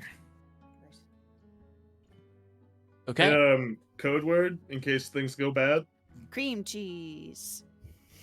Nah, that's old. My grandpa was saying that back in the day. Do you want? How about the magic word? How about please? We don't hear you say that a lot. I like it. Glaring daggers at both of them. Okay. Please. Is the I pull code out word. my sword. Septimus, would you have something? I said, all right, we're all set. Do it. So are we doing this right in the morning, or I guess it's as good as time as any? Yeah, it's Yeah. right there. I feel like they'll be stronger at night. There also might be night owls, so they're kind of just getting up and they're not fully awake yet. Catch them all go off. Okay. So, what path are we taking to get there? Because we might want to try and avoid, like the outer business or like any other major locations in the. it's before the outer business. Crass Alley leads into Widow's Ward from Main Street, so you wouldn't have to pass the outer business to get there. Okay. All right, so you all head out from the Harlequin and Chalice. It's actually not that far of a walk from here, as you can head up Main Street. It's early in the morning, so there are people about who are mostly folks who are getting ready for the day. Mostly people who are working, heading to the docks to work, or heading to different parts of the city for whatever their particular job is. It is. It's actually now officially winter. It's an over. Yes. It is very cold out. You are looking at 30 high 30s in temperature. So you're really feeling the chill wind go through your bones, as there is a breeze throughout the day. It is overcast out with a very, very light drizzle, that kind of feeling where it's more mist than rain. The occasional larger drops that you would feel. Everyone on the streets looks pretty miserable with this weather, as it is slightly dark out as well, even through the overcast. Even though the sun should be fully up, the eclipsing planet is giving off a very dim light. It's more dusky than it should be, but still bright enough to be able to see around. And you can, it's actually, if you look up to the sky, you would see sort of this like black behemoth that is the eclipse, but then like the single moon that has light through it. This sort of silhouette is coming through the clouds, giving us a little more light. But you get to Crass Alley. It's really quiet in Crass Alley. Like Widow's Ward and Crass Alley are usually really quiet in the early morning. Any kind of business coming through usually waits until the hustle and bustle of midday. But you can slip into the alleyway. The front of the alley is just sort of small shop fronts and residential buildings. You can stop just at the corner before it turns over into the courtyard with the overlook that looks over the dock areas and the shore. It's would you anything you'd like to do before heading in? Before we Invisible. we're not. Wait, Sass, before you leave. Okay, I'm still Make here. it clear that none of us want to turn the corner except for Jaquette in LaRue disguise. Not even like a peek to be like, look, just in case like they see us. Jacquette's going to do a quick perception check in the alley just to make sure that there's no one watching this area. There's no funny business that might pop up. Give me a perception check. Is anyone peeking around the corner to actually look at their shack? Bruce would actually chirp chirp. Chirp And chirp. the rest- Excellent. Chirp chirp. Chirp, chirp. Yeah, you can throw Lolly Rock up in the air. Fearon casts Armor of Agathis using his Legacy of Stygia. Got it, boss. Thing. So Fearon, give me a. I'm not sorry, not Fearon. Bruce, give me a perception check with Lolly Rock. Jacquette, what was your general perception check for the alley? 13. 13. Okay. Jacquette, you don't notice anything out of the ordinary. You don't notice anyone lingering or looking to you. You might notice a few people peeking out their windows to see not what's going on, but just like generally people who live here are suspicious. So if they hear people walking in the alley, they might look. But nothing that seems like a red flag. Okay. Bruce, what'd you get on your perception check from Lolly Rock? 14. 14. Okay. Lolly Rock is up in the air. You're looking through at Lolly Rock's eyes. Lolly Rock sees some things that might be a wrench in your plan. Lolly Rock sees that who you presume is Alberto, since you haven't met the people here, sitting on the porch, as Jacquette said he probably would be, in his rocking chair. Lolly Rock can see that Andres is in the butcher block area, cutting away at some shark meat. But they're not alone. Lolly Rock sees 4 other individuals. These people you do recognize. There are 2 Elysian elves sitting up on the rocks, hanging out there. A big-ass wood elf who seems to just sort of be playing around with some junk that was in the yard. And the human man, Sam, standing at the gates of their little yard, standing there, just sort of keeping an eye out. They look as though they've been hired as protection. And if you all remember, Sam was there that night and witnessed the assassination not go through, and left shortly after. Guys, relay all that information. Let me put the battle map up. What do you guys want to do about this? I failed that perception check. I didn't see Sam the other night. I think I might be able to get them away. How? I tell them that if they want Jacquette, he's by himself in the Lighthouse District. Ooh. The perfect place. Whether or not they actually go after him, I don't know.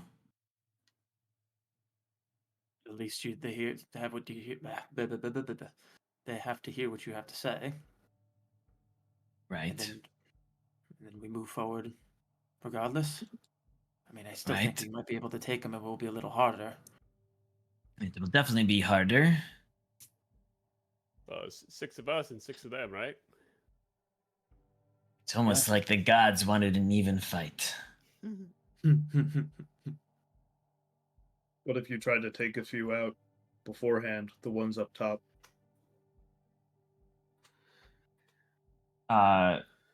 Judging by what Bruce has told us about their locations, it might be difficult for me to take them out without being noticed. I like the idea of baiting some of them away, What if? reducing their numbers. Do you think they would be stupid enough if I went out as Jacquette for them to follow me back in this alley, and then we just, fuck them up here? Who knows? Well, what would you be doing in this area by yourself? Coming to yell at the De Leon brothers, and then when I see more guys that try to attack me, I run away? They Bruce, know who we are. They're gonna know that if you're here, we're all here. Not necessarily. Bruce, what's Sean. Lollyrock's AC? No. It is a natural armor, Sean. All natural. Yeah. Of 13. 13. Okay. Lollyrock takes 8 points of piercing damage as Sam, probably entirely not because he's suspicious of the bird, but just because he wanted to shoot a bird flying in the sky, has shot him with a crossbow. Ah! Ah! What happened? Uh, What happened? Lollyrock just got hit. Shit. Would he have seen Sam being the one to? If you were looking through Lollyrock, you would have been able to have caught the bolt. It actually would have been a jarring experience for you, Bruce, as this bolt flew towards you. And Yeah. did that take Lollyrock out, or does Lollyrock have more health than that? Lollyrock has more health. He's got 7 more HP. You would all hear from around the corner. The hells? Am I seeing this right? Is that bird still alive? Sam will kill this bird. Hold back. Hold back. Oh yeah. Lollyrock's gonna. Okay, back Sam to Sam our got a action. nat 1 as his bolt flies past Lollyrock as Lollyrock flies away. I told you Sam would kill that bird. The bird is dead, clearly. You can see. Bird, gone. Sam killed the bird. You just hear a groan from the wood elf. Well, what about this? Do you think they would trust me if I went in as LaRue? We should probably do this pretty quickly. If I go in as LaRue and pretend to be on their side when you guys show up, then I can attack them from behind. It's a risk you're about to take or not. Your choice. But we should get going if we shouldn't wait much more time. That is a good plan. I think might be better.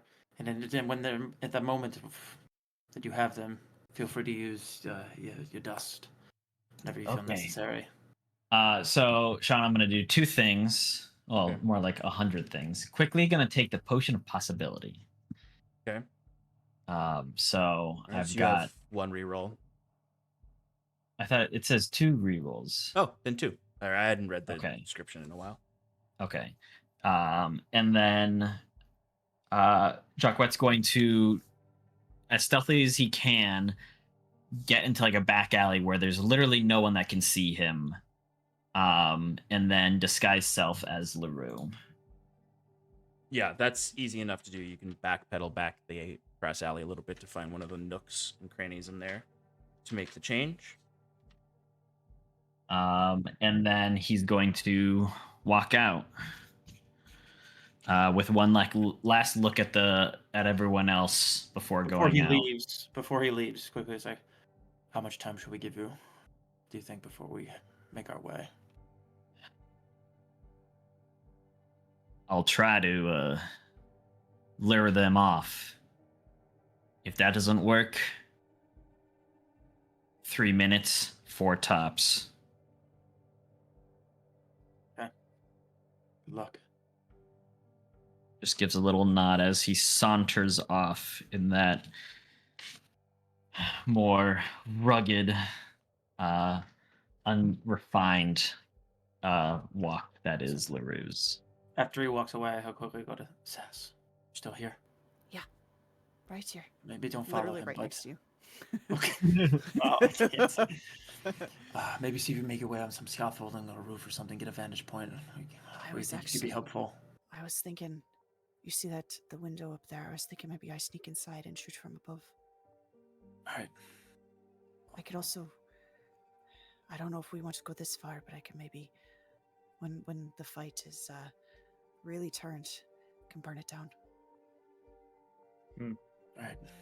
All right. We're here let's remember, we're here for the De Leons. If we could avoid killing the others, do so. And we don't want to destroy the building just yet, because it might have information that it's vital about Mr. Greaves or any of the sort. So we want to get in, investigate, see if we can extract anything from the building, and then we can leave it at rubble. Okay. All right. Well, I'm I'm gonna go for the window. Be careful, All right. yeah? Keep an eye on us. I will. Always. Always. I'm gonna start slinking off.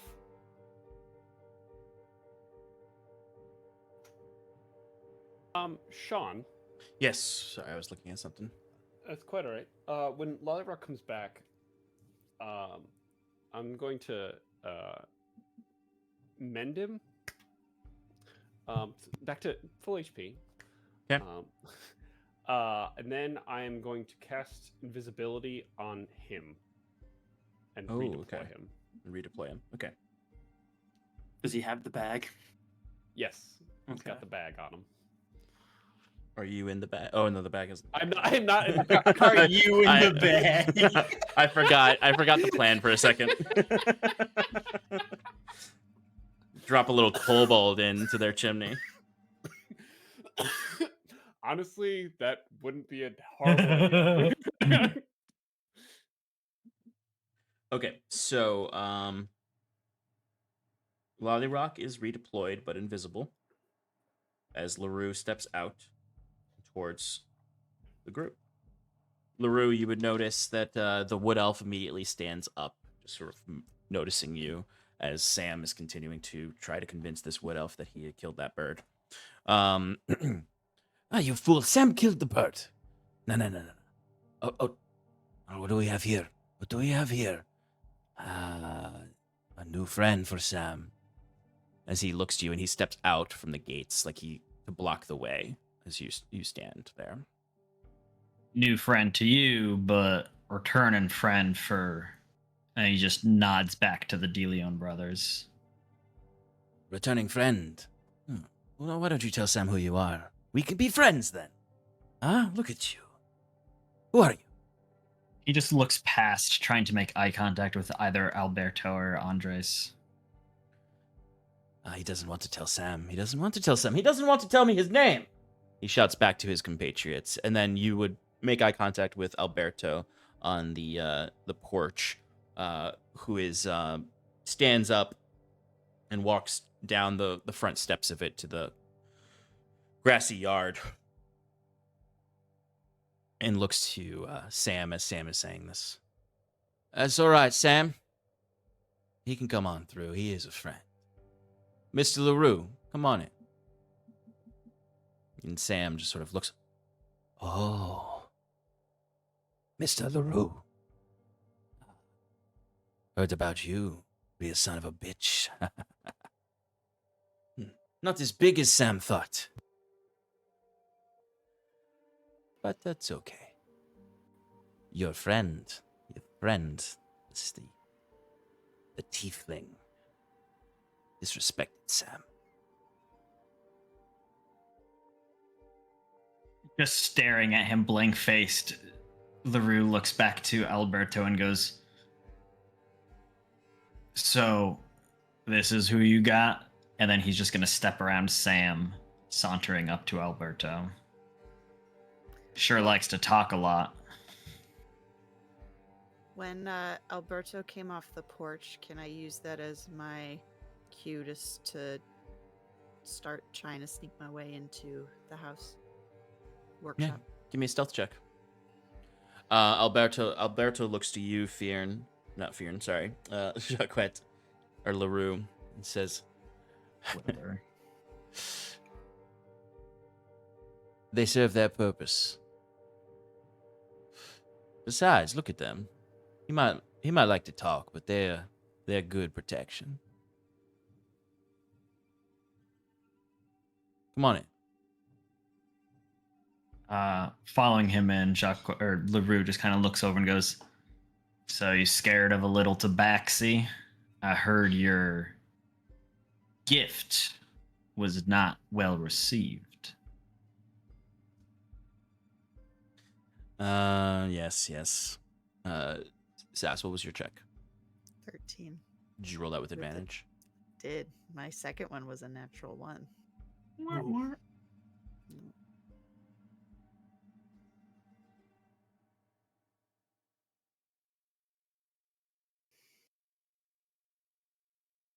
Okay.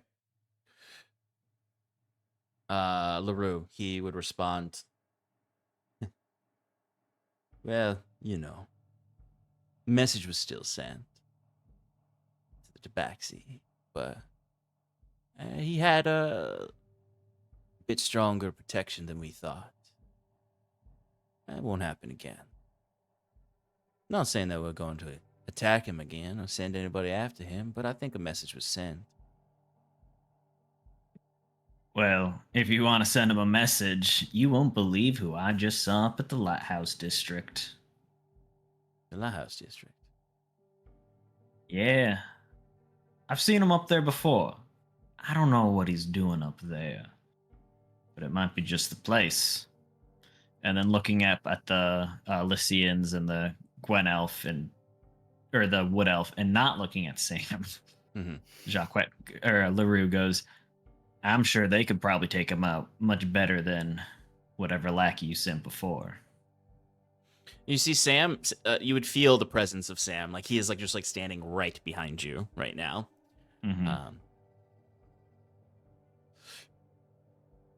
And Alberto looks at you. Give me a deception check. Sure. Nice. 26. Where is your stat block, Alberto? There it is. Okay. He looks at you, and then he looks to Sam.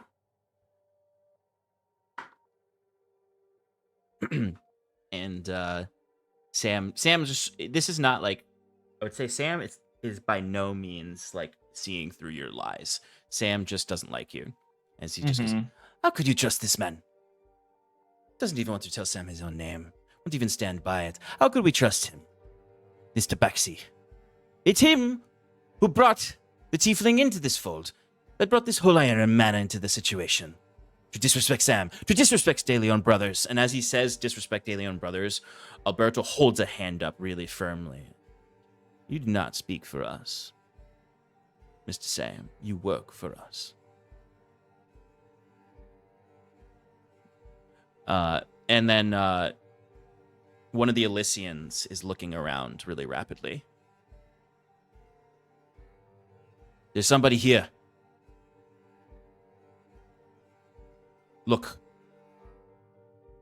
And he points down, and Jacques, you would notice a few footprints matching Sass's boots. As soon as I hear that, I freeze.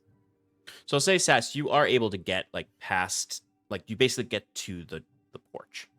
Okay. Where you would be. So let me actually readjust the positions real quick. Okay.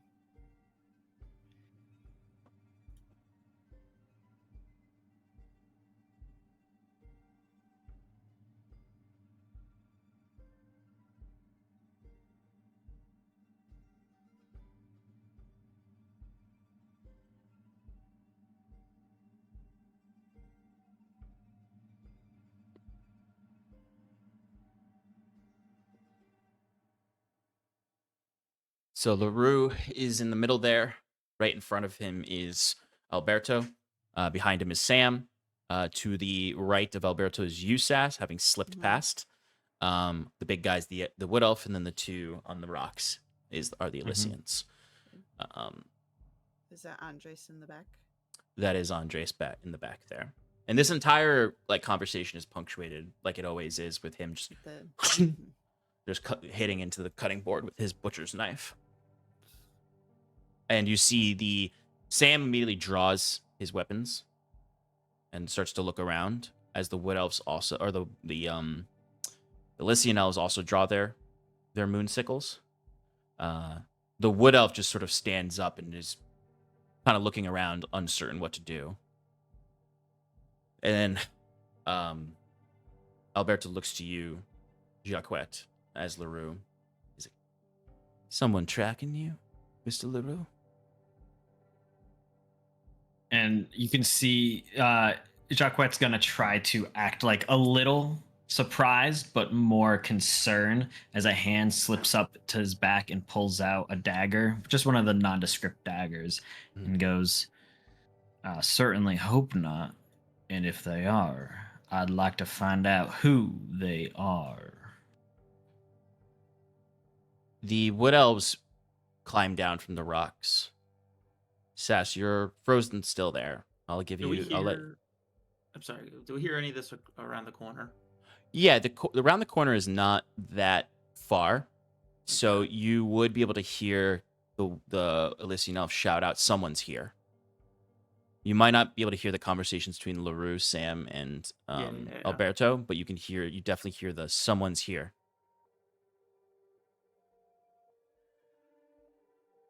Sass, give me another stealth check.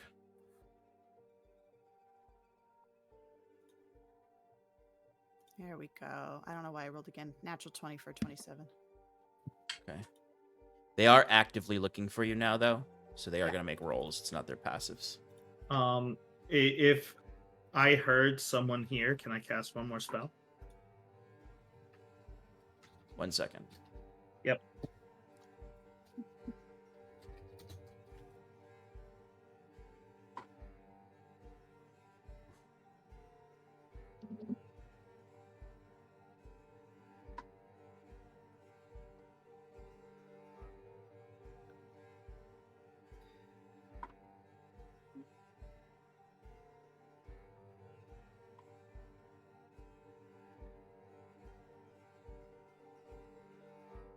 Okay, so they all start to move around the yard. The elves jump down. You see one of them is walking across the porch, looking about, and just very almost rhythmically, like a dance, is just running their blade through the air as they look directly at you. Yeah. But then look away.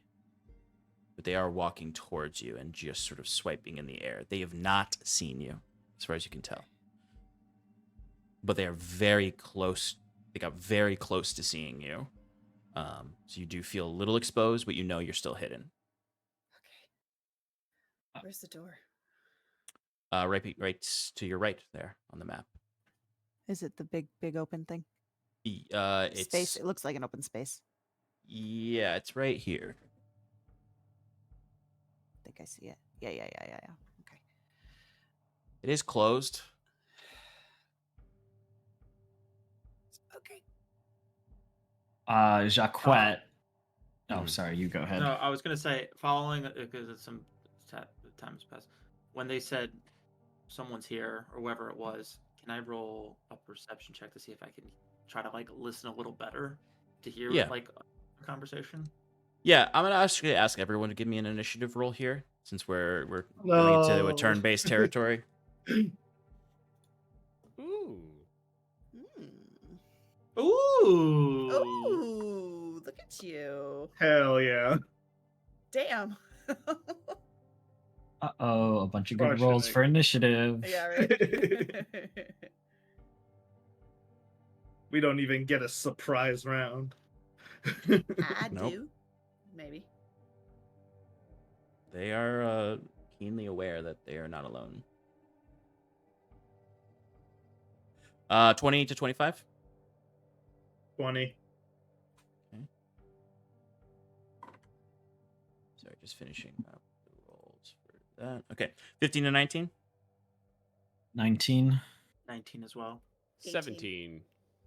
Quack can go first. Or actually, scratch that. Can I go first? Yeah. Because you're kind of playing the Right. the foolish character, so you're not going to immediately do something probably.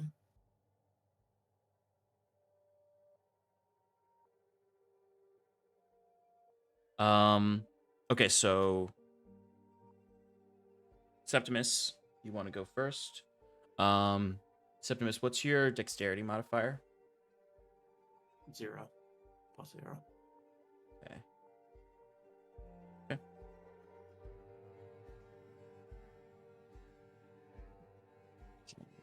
Septimus, and then Jacquette.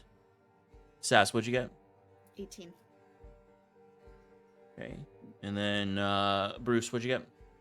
17. Wow. Everybody rolled really high. Mm-hmm. Okay. All right. So, the Elysian elves are going to go first. That Elysian elf is just sort of blindly swinging right now as he's walking along this. Sass,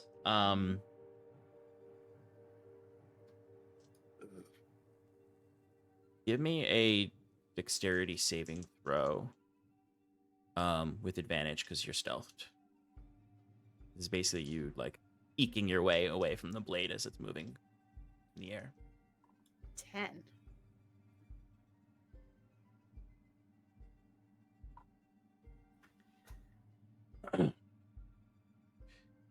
Sass, you are standing there and you're like,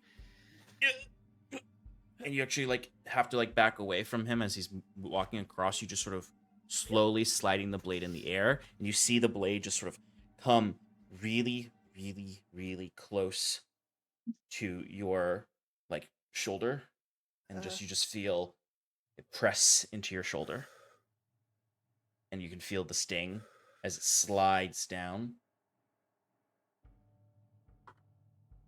Is you're going to take 1 point of slashing damage. And then as he pulls the blade away, Oh no. he looks and sees the blood on the edge of it, and he looks at you directly. He can't see you, Right. but he knows you're there. And he doesn't go for an attack because he can't, because his action was the search. But shouts to the rest, "She's right." Not she. Doesn't know that it's you. "They're right here. They're right here." And he holds up the blade, and everyone looks directly towards him, as the other elf is going to rush forward to try to grab you. So go ahead and give me a athletics or acrobatics check with advantage because you're invisible. And that's not how invisible works, but I think it's hard. It's hard for them to grab you, 20. because you're invisible. 27. Jesus. Okay.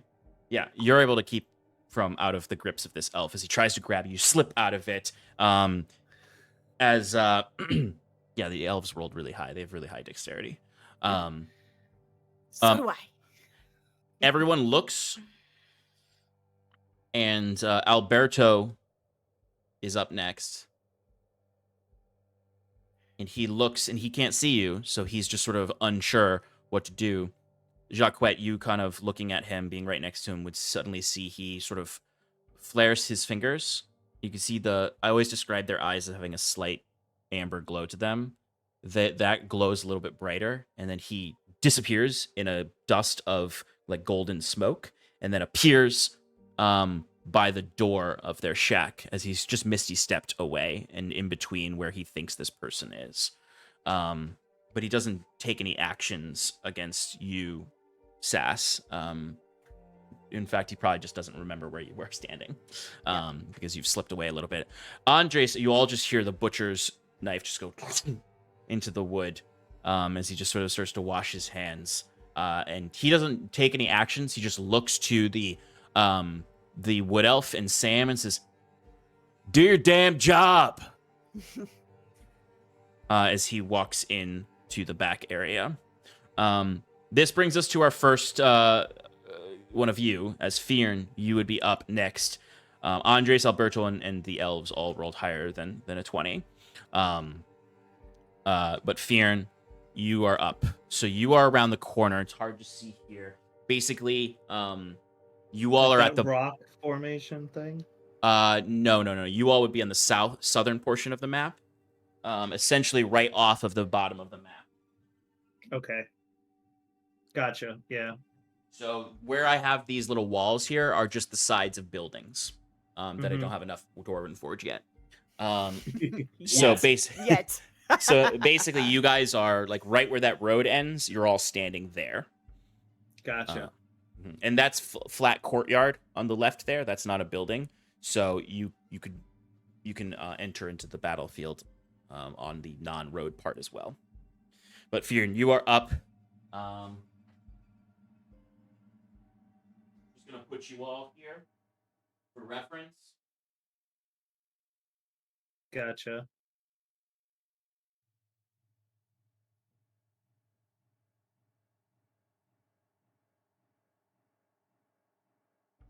So what's the distance from me to one of those elves? All right, I've repositioned everything to where they're supposed to be. You all are right there at the end of the road. Fearin, what would you like to do? You just hear them shouting about Sass, but you wouldn't really see them having caught her or anything like that. You don't hear Sass struggling. Sass is likely still invisible.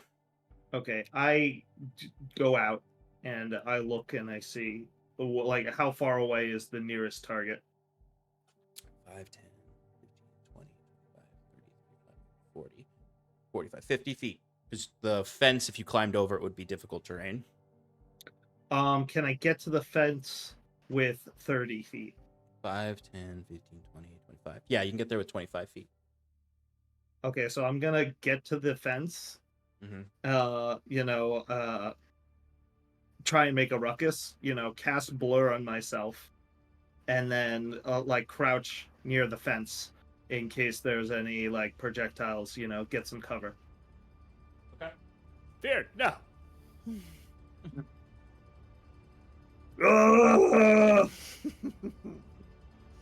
As you cast blur and shout out to them, you can land there. Okay. LaRue, Sam looks to you and says, A lucky day. There's the target for Sam. as he looks over to Fearin. And he's almost saying this to you as in, like, you've got my back? If you want to respond, you can.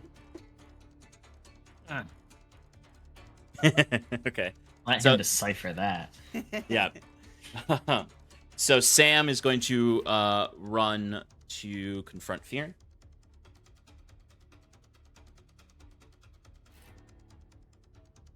Technically, LaRue, if you wanted to reveal yourself here, you would get an attack of opportunity on him, but I don't know if you want No. that. Okay. Not quite. Okay. All right, Fearin, he's going to go for a few attacks on you. Okay. First one's a 26 to hit. Does it roll at disadvantage? Oh, yeah, I forgot about your blur. Okay, the first roll is a miss with a natural 1. Fucking hate blur. Another fucking natural 1 on the second attack. Yeah, blur. I'm gonna use a different dice.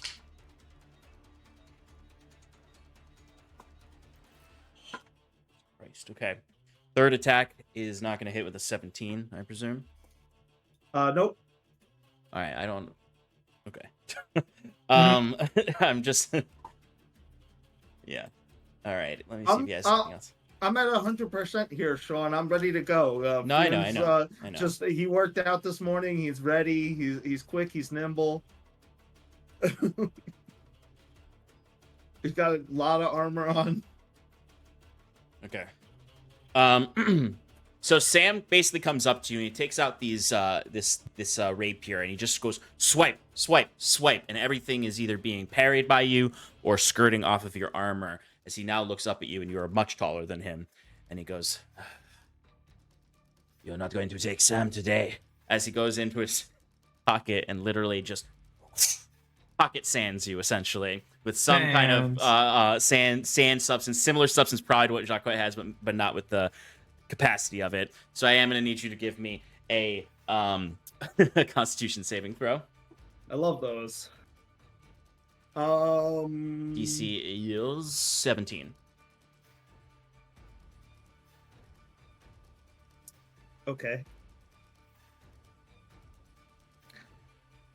I got a 14, but I'm going to use my Indomitable feat, which lets me reroll a saving throw. Go for it.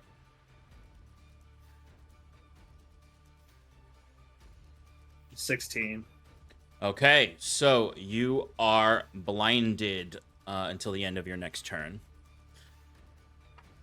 All right. The Wood Elf is up next, and then Septimus is on deck. The Wood Elf is also going to run out to fight with. Actually, yeah, the Wood Elf is going to run over.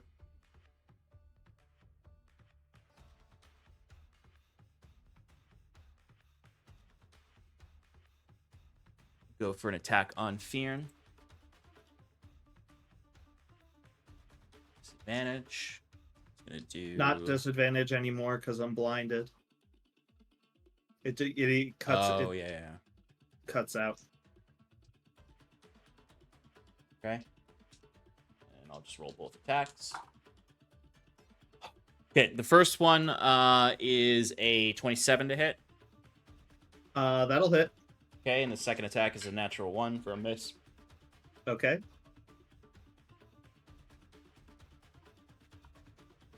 Okay. Oh, I should have done that. He has reach. I forgot. Anyway, it doesn't matter. 11 points of bludgeoning damage as he just comes in and punches you right in the face, Fearn. Okay. I take 11 points of damage, and he takes 10 points of frost damage 10 points of frost damage. Okay. from Full the face. Agathis. yeah, and Agathis is popped. Okay. Oh, I should be reading these character sheets before I use them. I totally did not use his bonus action. That would have given him more attacks. That's my plan, Sean. I run in like a maniac, so you don't have time to read. Okay. All right. That is the end of the Wood Elf's turn, which brings us to Septimus, and then Jacquette, and then Sass, and then Bruce. Can I see the rest of the map? Yes. We should have rolled lower on initiative, guys. We wasted them. It's true. Okay, so those two guys in front of Fearn, and then Jacquette, or LaRue is there, and everybody else is there. Okay. First up, Sal, get in there. Sal's gonna fucking do the same thing as Fearn. He's just gonna freaking charge in. Yeah, let's go. All right. He is He'll running. stand up in. right next. He'll stand right next to Fearn. And yeah, he'll go for the Wood Elf. Wood Elf, right? Yep. Punch him. Go for it. Punch this guy in the face. I totally Are you forgot. using I never gave you the new stat block. Yeah, I need the steps. Steph, can you send that to him real quick? Oh yeah. Unedited. Yeah. Let's just for now. Let's just go for what you've got All right right. now. It's 10 million damage.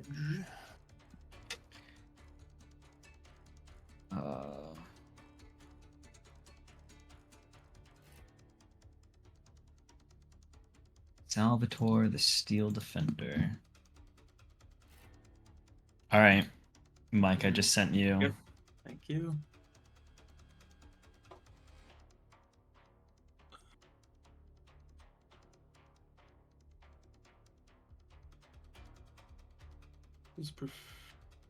PB stands for your proficiency bonus. Maybe mine. Okay, I wasn't sure if it was for Yep. mine. Okay. So it'd be +7. Come on. Yes. 26 to hit. That'll hit.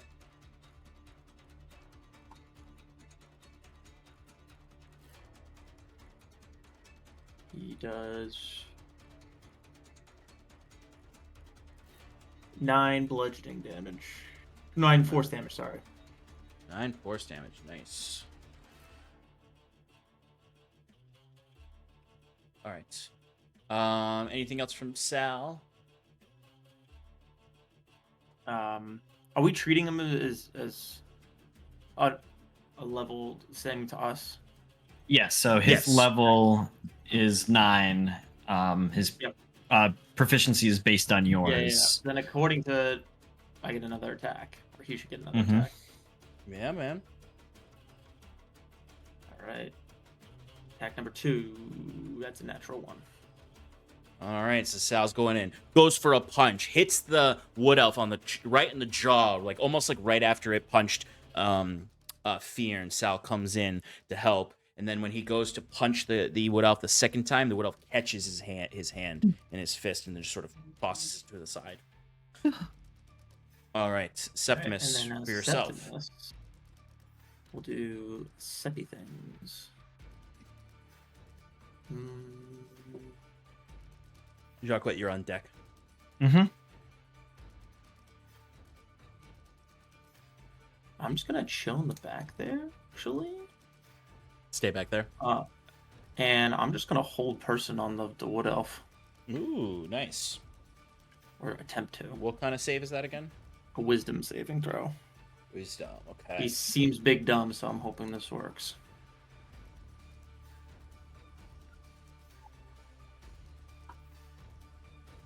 Ugh. He did not succeed. He got a 5. Oh. He's held. Okay. Probably should have done that first, but here we are. It's okay. Sal reacted quicker than me. All right. Anything else, Septimus?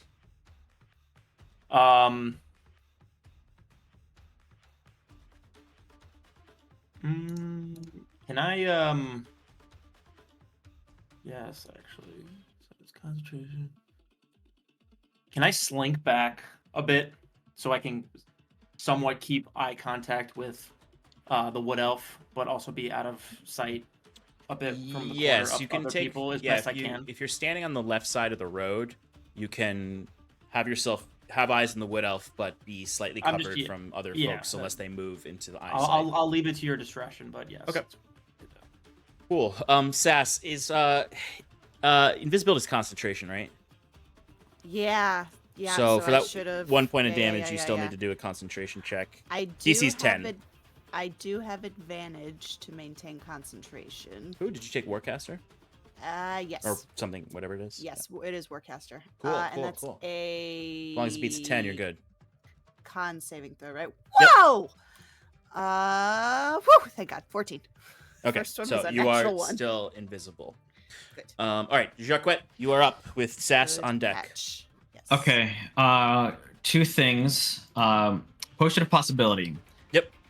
It says when you make an attack roll, an ability check, or saving throw, you expend your fragment to roll an additional d20 and choose which of the d20s to use. Do I use that before or after I see the result of the dice? It does not specify in the Really? thing. Okay, so I tend to use these as they're similar to Like lucky. yeah, I kind of consider them like lucky, exactly. And I think lucky is after you see the results, or after you see the dice but don't know Yeah, whether it... I'm gonna say that it's after, especially when I look at the roll where it says if the original d20 has advantage or disadvantage, you roll your d20 after advantage or disadvantage Right. has been applied to the original roll. So I'm gonna say that it happens after you see the results. Okay, cool. So looking around as LaRue, he's just gonna kind of start backing up and goes, well, this was not how I was looking forward to spend my sanctum morning. As he's going to back up so that as many of the bad guys can be within 30 feet of him, but not allies. Okay, let me see where I can position you that way.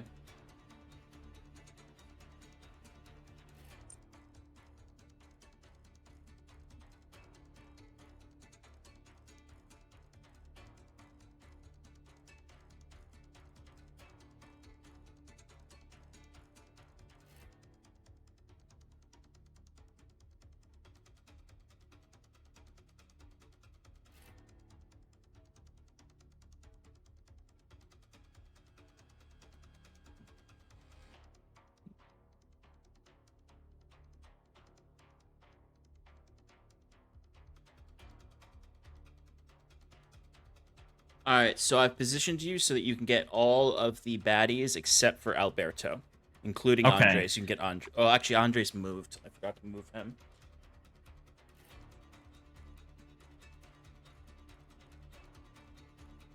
Yeah, essentially, you can get all of them. The brigands, but not the brothers.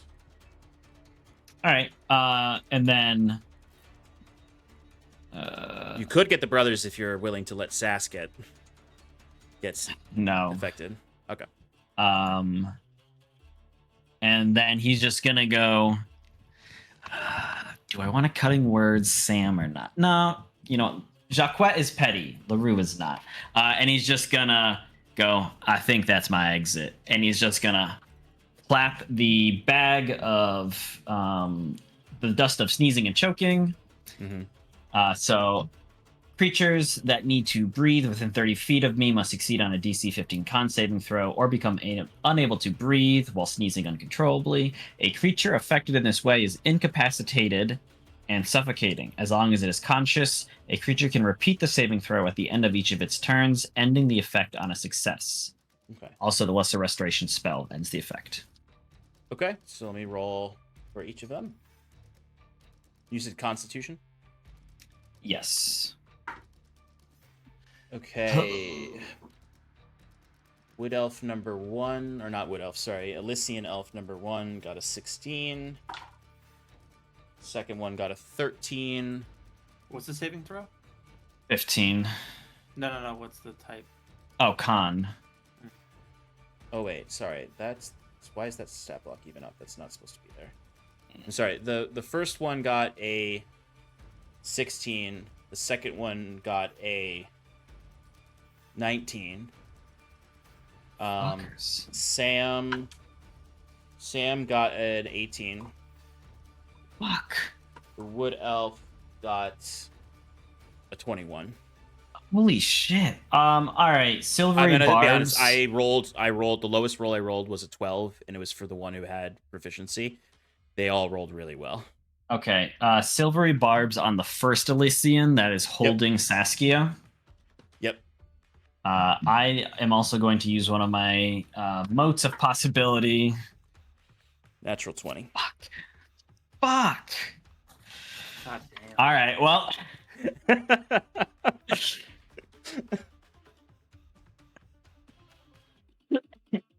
All right. Jacquet dies. Jacquet dies. Okay. Michael, embarrassment. done. Got it. All right. Anything else, Jacquet?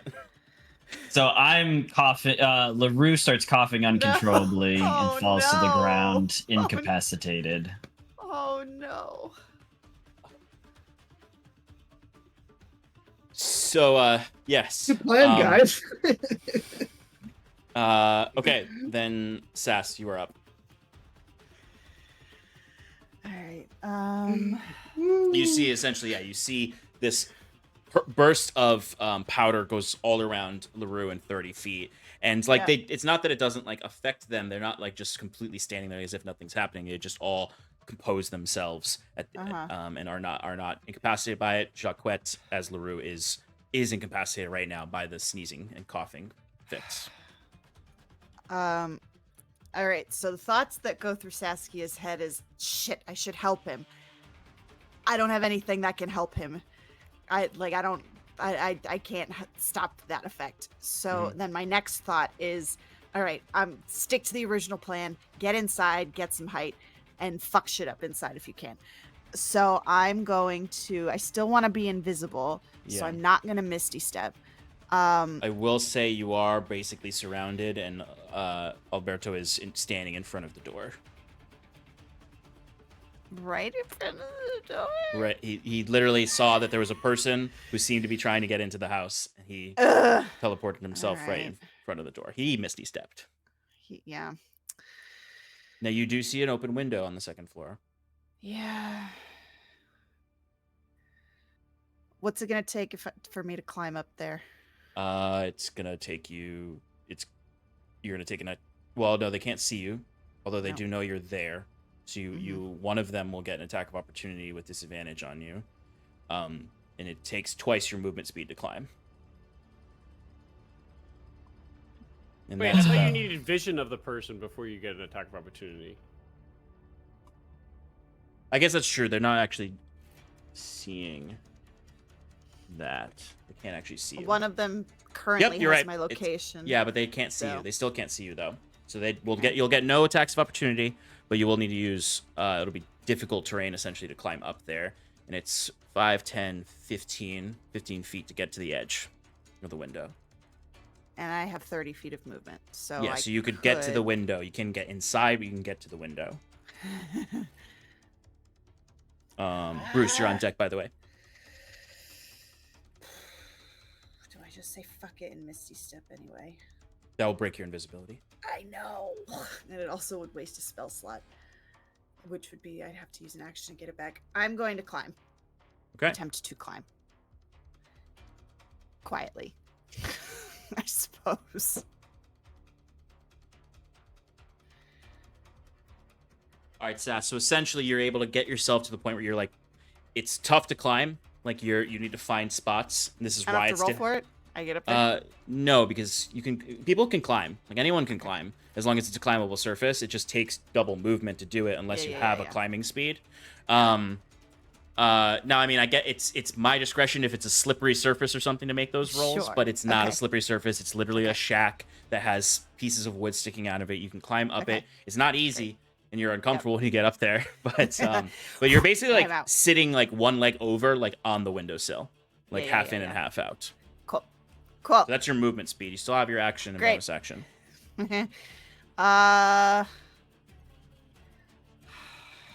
I will hold an Eldritch Blast for if they go to attack LaRue/Jacquette. Okay. All right, so if anyone goes to attack Jacquette, you'll blast them. Pew pew. Yep. Okay, cool. Bruce, you're up. Not Fearn, sorry. The enemies are on deck, and Fearn, you're after them. All right, so Lollyrock is flying in the sky, invisible. Yep. It's kind of swirling about with a bag of holding with a lot of water in it.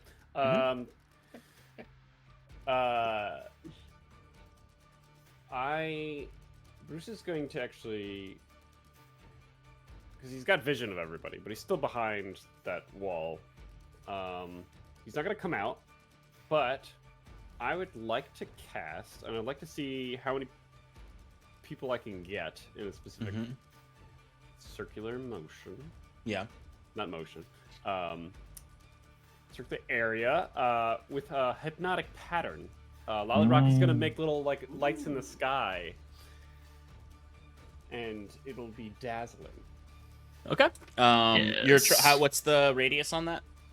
It is a 30-foot radius. 30-foot radius. And are you trying not to catch allies in it? I am trying my best not to catch allies in it, yes. So the biggest trouble there is your allies are clustered with them, and LaRue positioned himself in that 30-foot sweet spot. So you basically can choose to... What's the range on it? 120. Okay, so the whole battlefield's in play. You basically choose to target Sam and the Wood Elf, or you can choose to target the other... you could get... Now that Sass is at the window, you could get Alberto and the 2 Wood Elves as well.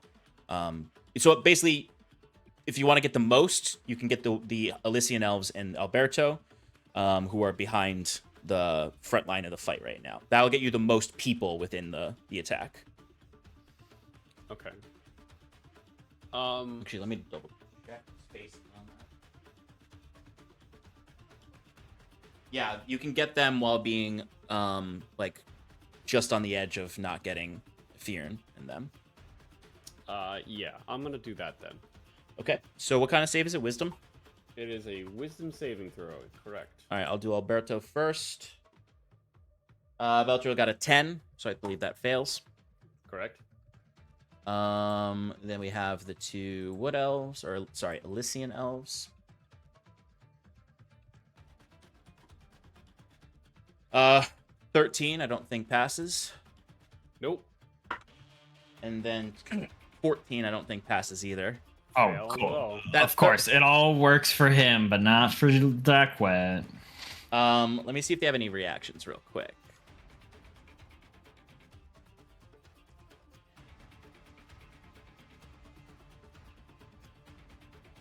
So what happens to them? I guess that's the question I have. You create a twisting pattern of colors and weaves through the inside of the 30-foot cube. For the channel duration, they're charmed by the spell. The creature is incapacitated and has a speed of 0. Jesus. So they're charmed, incapacitated, And a speed of 0. and is there a reroll? Nope. What? How long does it last? 1 minute. The only way to What's wake the them up hell? is you have to use your allies or their allies to wake them. Oh, That's the only way to okay, break okay. the spell. That is a damn strong Wait, is it spell. concentration? It's concentration, yes. So they could also take out little boy Bruce. But Yeah, Bruce never yeah. came out from his little hidey hole, so Sure, right. Quick, jump in the bag of holding.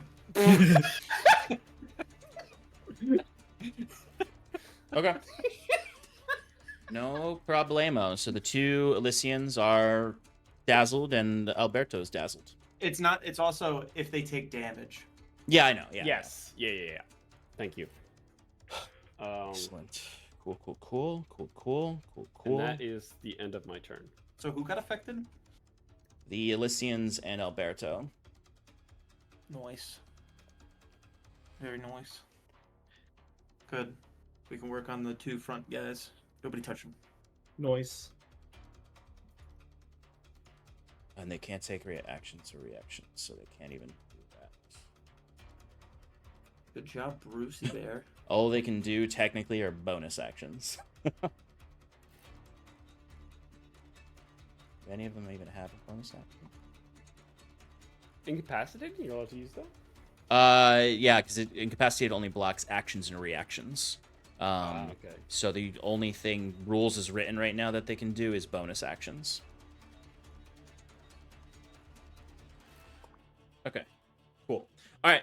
Anything else, Bruce? No, that is all. All right. So it is the elves' turn. They do not have bonus actions. Technically speaking, in the player's handbook, if a player character is deprived of the ability to take actions, they also can't take bonus actions. There you go. There you have it. So they can't do anything. They're done. The Elysian's turn passes. Alberto's turn passes. Andre's turn comes into play. He's gonna see this happen. He's gonna see LaRue's failed attempt to escape. He's gonna see his other people fighting the other two, and he's just going to takes a hit of his cigar. I have to do everything around here. And goes back and takes the hatchet, the cleaver back off of the butcher block and starts walking out. He is going to walk by the elves because he's not really going to be able to actually get into the fray of combat. Action. Okay. He's going to use his action to shake the first elf out of his stupor. He just sort of grabs him on the shoulder and shakes him and says, "We're paying you for this shit!" and shoves him forward as he looks out towards Fearn and Sal fighting. You all wanted to fuck with the De Leon brothers, you've got it now. As he inhales deeply on the cigar and just blows the smoke out of his nose as he can't use his action because he had to use it to wake up the elf. Does he have anything else? He does not. So, that's it. He just gets out there and tries to be tough. Noise.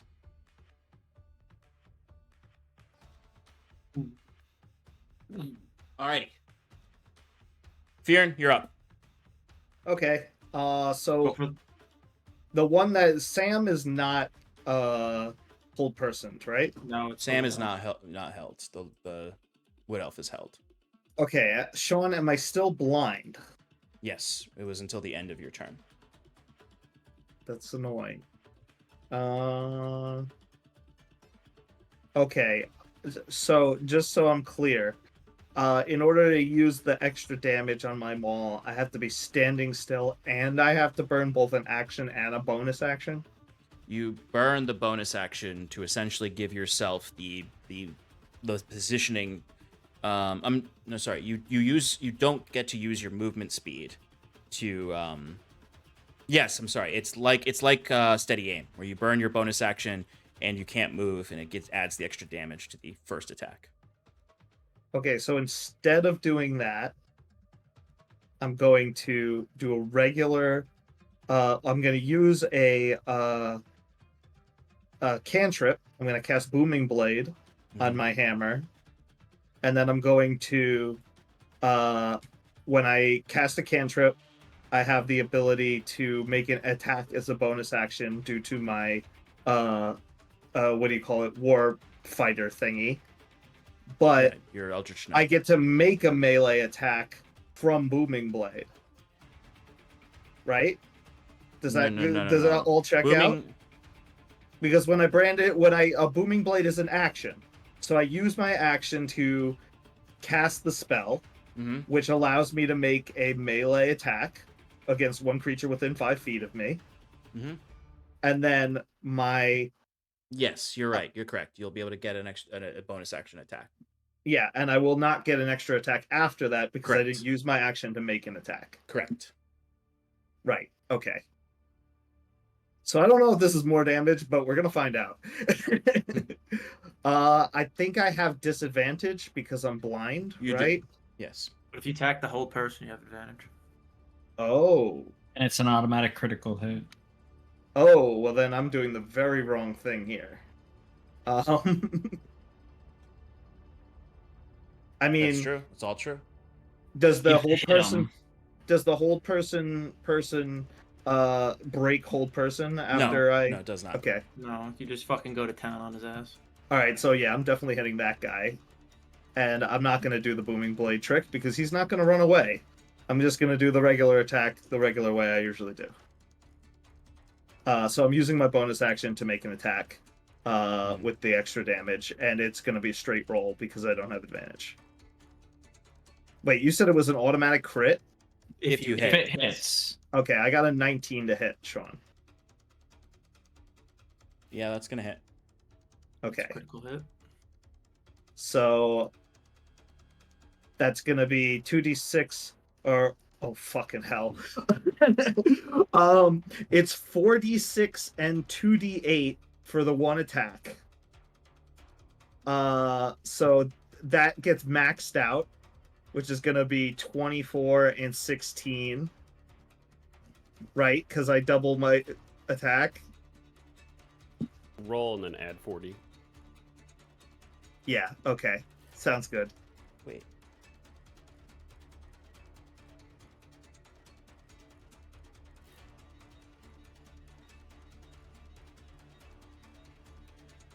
So that's 29 plus 5. Wait, Fear. Wait, what did you... The 4d6 is when you use the bonus action to remove your movement. Yeah, I am doing that. You can't do that and make your second attack. I'm only making one attack. Okay, then that's fine. I use my bonus action, Sean, to do it. I do a regular attack, and because I did a regular attack, I get another attack because I'm a fighter with the extra attack feed. I may have missed this, but the bonus action needs to be declared before attacking. Yeah, I said it. Okay, I missed that. Sorry, I thought you were using your bonus action for the cantrip attack. Yeah, no, I said I was going back to my regular attack method. You know, because no, you're good. Okay, You're good. All right, so 29 plus 5 is 34 plus 40 is 74 damage on the first attack. You don't get a second attack because you Booming Blade. Oh wait, no, you said you went back to your regular attack. Sorry. Right. I shouldn't have never let Septimus rebalance himself. Okay, so 74 damage on the first attack. Hell yeah. Beating the shit out of this guy. I mean, I think you gave Fear a quite powerful weapon. Yeah, this thing is wild. And then I'm going to do my second attack, which doesn't get the bonus damage, but is a straight roll. 27 to hit. Yep. And that will be 12 points of more bludgeoning damage. Wait. 12 points? Yeah, I rolled 2d6 plus 5 plus 1d8. Yeah, but it's another critical hit. Oh, it's another critical hit. Fuck. Okay, so what did I just say? Just add 12? 40. Just add It doesn't matter. No, kill it's him. not How do you want to 40, kill it's him? not How do you 40. want to kill him? Thank It doesn't you. matter. Thank You you. dealt 74 damage. There'll be 29 another is already 17. dealt. You're going to be dealing another shit. How do you want to kill this guy? Do you want... Yeah. Yeah, I mean, I'm just gonna... I'm literally blind, so I just overhead slam down onto his head, and then I do it again and to finish him off. Like, one just crumples him to the ground, and then the other one just, like, smashes his head into oblivion. Okay. And then I rub the sand from my eyes, and I look at Sam and say, "You want a more?" And that's my turn. Okay. Sam's up.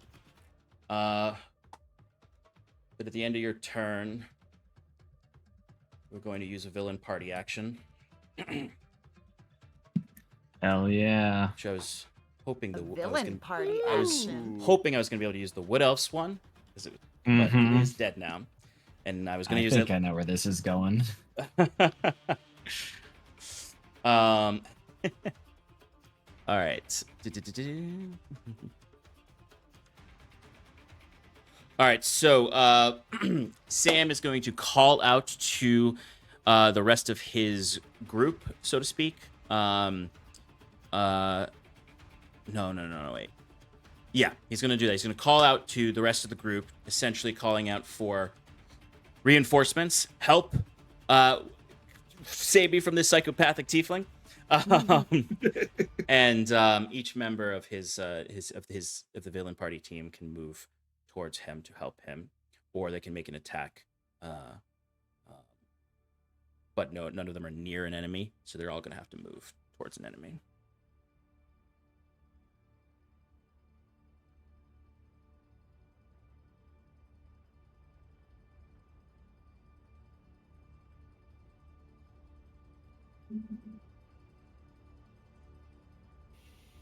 Jumping over the fence. Wow.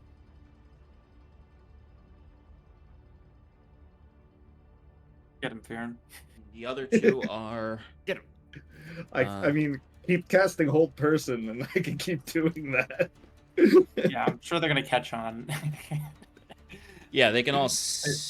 those two can see Septimus hiding around the corner. They can see Septimus and Bruce over there. Or at least Andres and Sam can. All right, so that was at the end of Fearon's turn. Sam's going to go now.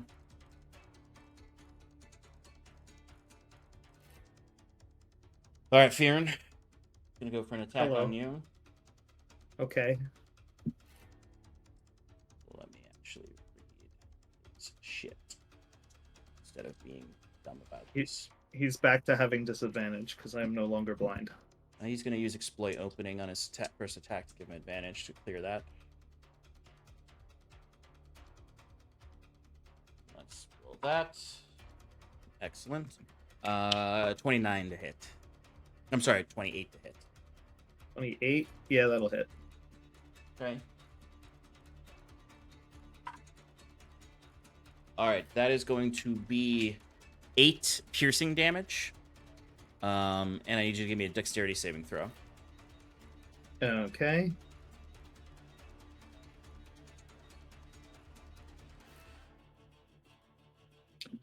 $19. 19. Okay. Excellent. 19. You save, so you do not get the effects, the secondary effects of this cheap shot.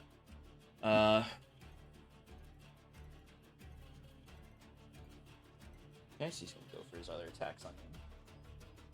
Which he's not going to use exploit opening. That's plus that. 25 to hit. Yeah, that'll hit.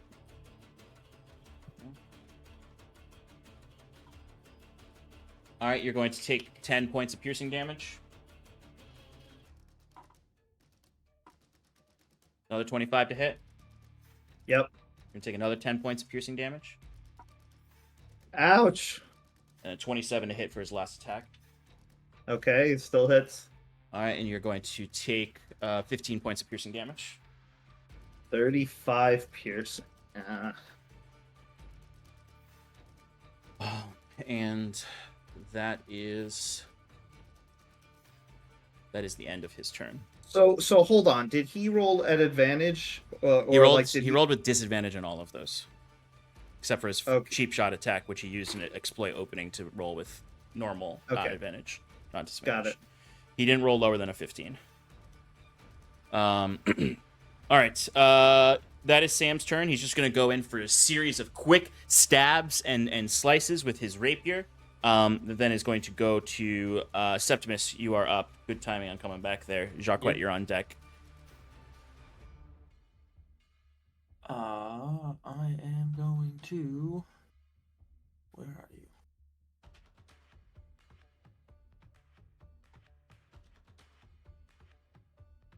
I thought... Sorry. Oh, here we go. Oh, it's dodge. That's unfortunate.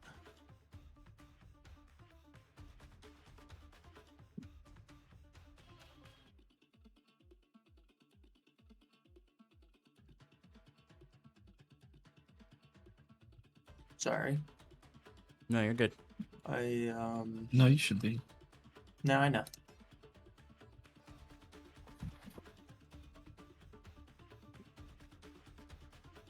Oh, damn. I saved for my con saving throw, Sean. Okay. Did you roll it 3 times? Yes. Let me hold on. No, I mean, like, I don't know if that's how it works, but It is. Every does. time you take damage, by a single attack, you do a concentration check. Okay, so that means that it's 3 DC 10s though, because It's half of 2. what they- It's 3. Yeah, it's 3 DC 10s. Yeah. Gotcha. I'm fine. Okay. All 3 saved. Okay. I basically had to roll a 1. I'm gonna cast command. Okay. On whom?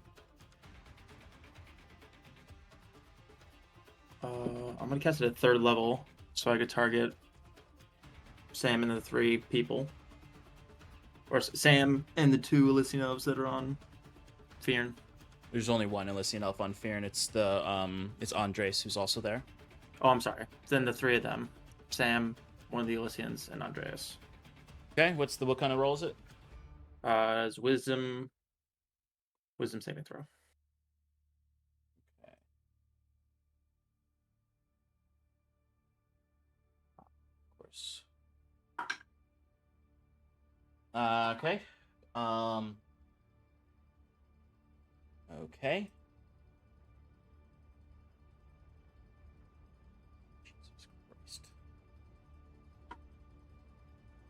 All right, so Sam and the Elysian both fail, but Andres got a natural 20. Then the command will be flee, Okay. which is target spends its turn moving away from you by the fastest available means. Okay. On their turns, they will run. They will use that turn to run. Anything else, Septimus? I'll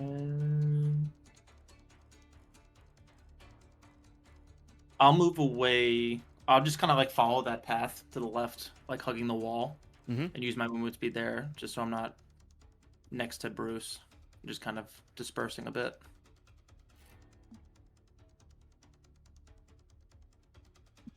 Okay. Sal gonna do anything? Oh yes, sorry, Jesus. Yeah. Jacques, so I'll you're go on deck. So I'll go for an attack on Sam. No, You who's the got one it. that's behind Fearn? That's the Elysian elf. Yeah, he'll go for that one. Okay, go for it. Boom. That is not gonna hit. That is a 14? Probably not. 14 does not hit. Do I get a second attack if I miss the first? Oh wait, I'm looking at the wrong elf. It It still doesn't hit. Okay, then I'll go for the second attack. Which is 26. That'll hit. And that will do 9 points of force damage.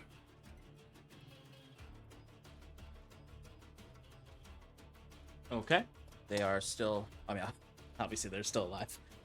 They didn't have 9 health, but yes, Sal goes in, punches this guy in the kidneys, as he's starting to prepare to flee. Jacquet, you're up. Sass on deck. All right, con saving throw. 18. Oh, thank gorsh. You are no longer coughing your brains out. Good. Does that happen at the shit. start or end of your turn? I'm as long as the conscious repeat at the end of each of its turns. Okay, so Jacquet is up at least, or LaRue, because he's still disguised. Disguised self isn't. Yep. So he's just. I thought that was the dust of disappearance. And truthfully, they just thought you were running away. They don't suspect you of anything else. All right, Sass, you're up with Bruce on deck. Okay. 'Tis time now that I'm up and hopefully out of people's reach. I would like to cast Eldritch Blast, breaking my invisibility at we'll do one at Alberto, who's right underneath me. Yep. Right, and is that Andres in the break in the No, that's fence? the other wood elf or Elysian elf. All right. Well, they're right there, so I'll do that, and then I'll do that first, and then I will put my tentacle in the mess that is in the far courtyard. Okay, so who are you attacking? The Elysian elf? Yep, and with one blast, and then Alberto with the other one. Okay. All right, here we go. First one is going to be a 15 for the Elysian elf. What was the you have advantage on the first one. Oh, hell yeah. Great. 'Cause I don't think a 15 would hit. No, it would not. How about an 18? 18 just hits. Great. So they are going to take, son of a bitch, 5 points of force damage. So I rolled a fucking 1. And then Alberto's going to get the other one. That's going to be a 24 to hit. That'll definitely hit. And then that will be 12 points of force damage. Okay. And then I would like... Where's Fearn? Which one's Fearn? It's a little blurry. Fearn The brown is... the brown blotch in the middle. Big poop. Okay. I want to... Just kidding. Is there space to put it in the middle of everybody? No. Okay. I've placed it in the corner there. That's the only place it can really go. Oh. You could also... Okay. That's only if you want to attack the Elysian. If you want to attack Sam or Andres, you'd have to put it on the other side. Yeah, let me do Sam. Okay. With my bonus action. All right, here we go. I don't think a 13 is going to hit. On Sam? Yep. It does not hit. Okay. Well, hopefully it scared him a little bit. And then can I duck? You can duck inside. Window? Yeah. Yep, I'm gonna duck inside with my movement. Okay. And that's my turn. All right. At the end of your turn, we're gonna do another villain party action. When did I do the last one? It was after Ian's turn. Yeah. That sounds right. So actually, I can't do that yet because they can only do one per round. So it goes to Bruce then. All right. Dazzling bird in the sky. I can go twice as high. I am going to cast Sanctuary on thyself. Excellent. aka I'm just gonna have a lollipop. Which one should I have? Should I have a blow pop, a Tootsie Roll pop, or a Starburst pop? Wait, Blow that's pop. Starburst pop. Oh my god, I've never had one of those. Yeah, do That that. sounds great. Go for that. Which one? That's not- All right. Concentration. What's that? Sanctuary is not concentration, Oh. It isn't? so it is not. Wow, that's a good spell. Yeah, great spell. Wow. All right, I'm gonna have this. Oh, I got yellow flavor. Whatever. Yellow's good. Bummer, dude. Bummer. Ah, All right. And after I have my lollipop, I'm gonna just take have a out my. stash of those. Yeah. I love it. So So that was your I'm gonna bonus take it- action? that was my bonus action. Thank you, Sean. And then for my action, I am going to take my ever smoking bottle and just pop that because I'm around the corner. Mhm. And yeah, and I'm just gonna put it around my belt. So I'm just gonna little smoky Okay. boy.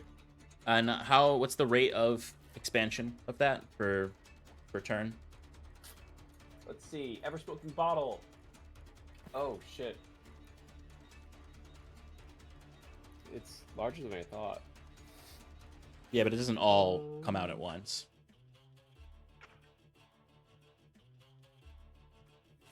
So, when you use an action to remove the stopper, the cloud of smoke pours out in a 60-foot radius from the bottle. All the at cloud once? area is heavily obscured. That's what it says. And then if it permits, it goes up to 120 feet, if the more time.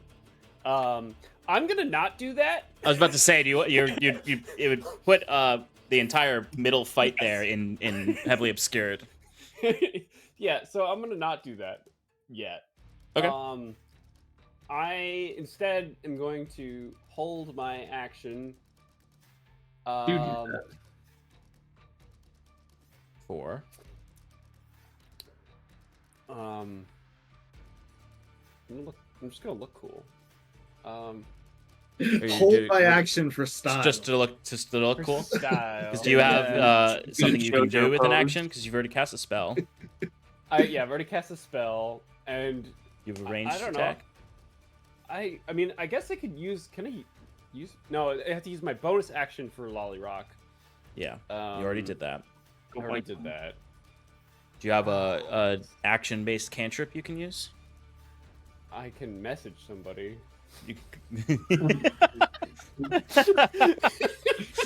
Well, you know what? Message the enemy. Your days are over, mister. Oh.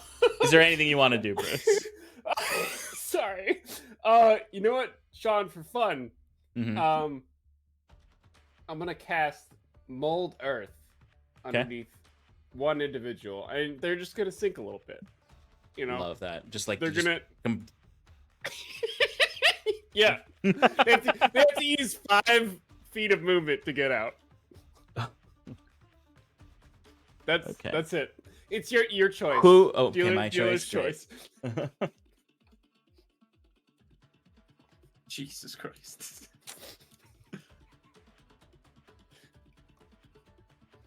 All right. So first of all, sorry, but you can really only cast this. Sean, I don't need to cast. No, I know, but I want to get this right. You can do the difficult terrain portion because technically the courtyard where they're standing on is stone. Okay. Otherwise, the only person standing on actual earth is Jacquette.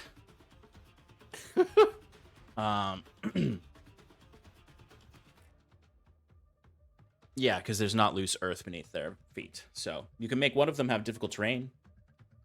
Yeah. Yeah. Let's in a do 5 that. foot. Okay, cool. Awesome. Great turn. It is the Elysian Elves' turn. So thanks to Eldritch Blast, Alberto and the other one are back in the fight. Ah, shit. Sorry. Okay. Ugh. So we're gonna get some archery into this mix. Fuck. Forgot they were dancing. As they can't see Sass 'cause she dipped back down, so shooting up at her is not what they want to do. Fearin and Sal are there, but they also can see Septimus now. I'm sorry, Septimus. So they think that Andres has the tiefling handled, so they're gonna go for an attack on Septimus with their longbow. Oh, or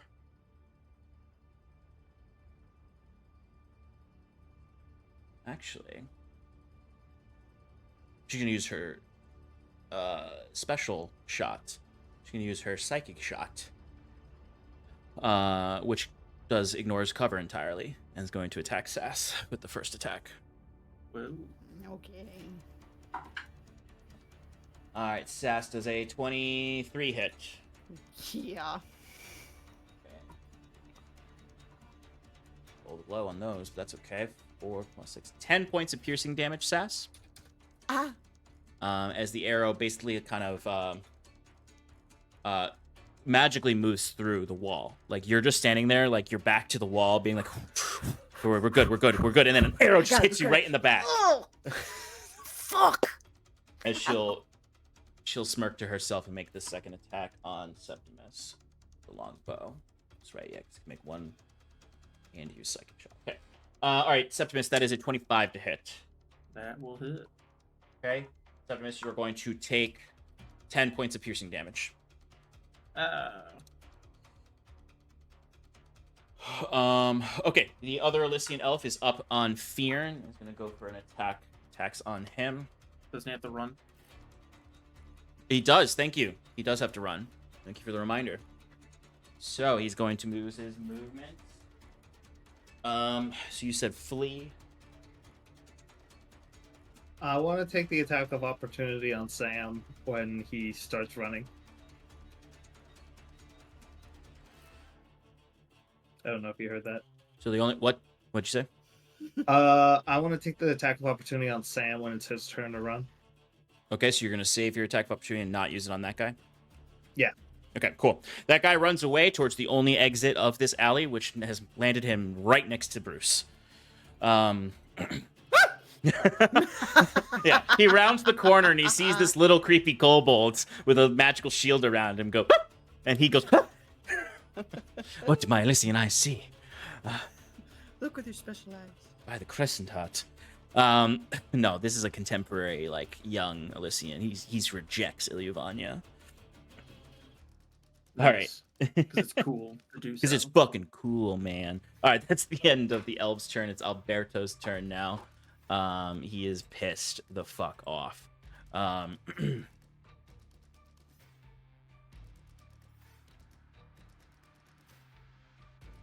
So, you see him step forward, and this is where Alberto might not look like such a softie, as he starts to hold his hands out and his Leonin claws come out of his fingers, and you can see arcs of lightning start to cross over between the two of them, as he would then look out to the battlefield.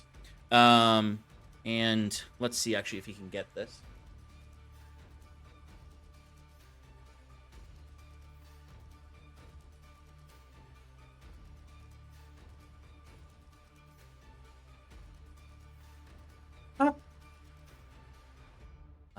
One second, sorry, folks. I just need to check one thing.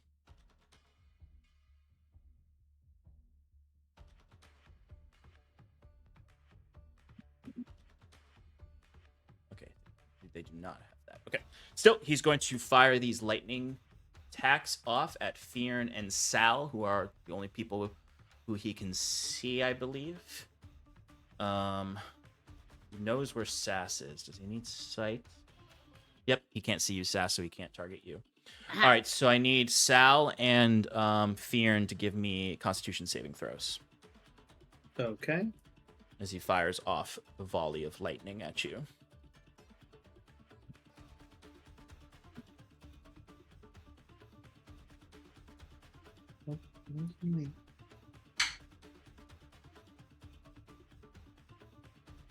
Whatever. 23. 23. Ooh, yeah, no. 8. Okay, Septimus fails. Fearn, you succeed. Fearn, you're going to take half damage. Septimus, you're going to take full damage. Sal. Sorry, Sal. Sorry. So, on a failed save. Okay, Sal's going to take 21 lightning damage. And his movement speed is halved until his next turn. Fearn, you're going to take 10 lightning damage. Okay. Okay. Fearn is bloodied. That is Andre's 12? turn. Yeah. Okay. Septimus, I'm actually going to ask you to make that saving throw too, now that I can see the battle map a little more clearly. Because he can target 3 creatures. He has missed.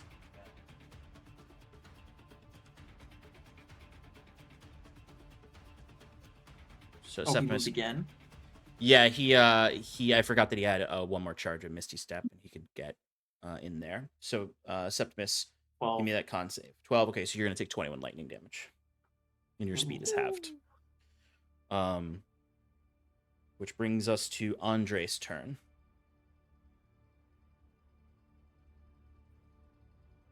He's got his butcher's block out, and he is going to attack Fearn. Yay. Disadvantage. He's gonna use his exploit opening. Just give himself They a all have straight roll. this. They do not all have this. Only 2 people have used it against you. Sal's gonna deflect attack. Ooh, hell yeah. So that is a 25 to hit Fearn. Deflect attack wow. is you absorb some of the damage, right? No, deflect attack is that they when they declare an attack, impose disadvantage on the attack roll. Oh, okay. Let me reroll. Roll a second. Technically, he already had disadvantage. He gained advantage. There's no such thing as double disadvantage, so that Oh, you doesn't can't bring that back affect- down. Okay, well then you can't okay. bring it back down. It can only be affected by disadvantage once Gotcha. in its structure. Okay, so Fearn, you're going to take 1d10. You said 25 to hit, right? I did, yes. Okay. That is going to be 14 points of slashing damage on you, Fearn. Sheesh. Where's Um, Silvery Barbs when you need it? And he is going to, instead of using his here. his second and third attack, he's going to use his back swipe, where he's just basically just going to smack you across the face, Fearn, and try to knock you down. Give me a strength saving throw. Okay. 23. All right, you are good. You're able to basically take the slap and not get affected by it. All right, that was Andre's turn. Fearn, you are up now. Okay, I need to think of a plan here. How many people are around me? 3? Two. There's 2 on you. Sam And- goes next. Sam is next. Okay. Oh, Sam's gonna run away though. Oh, okay. Sean. What? I'm sad because I thought Sam came in front. Sam attacked me first. That's what blinded me. So he had to have an attack before me. Blind was a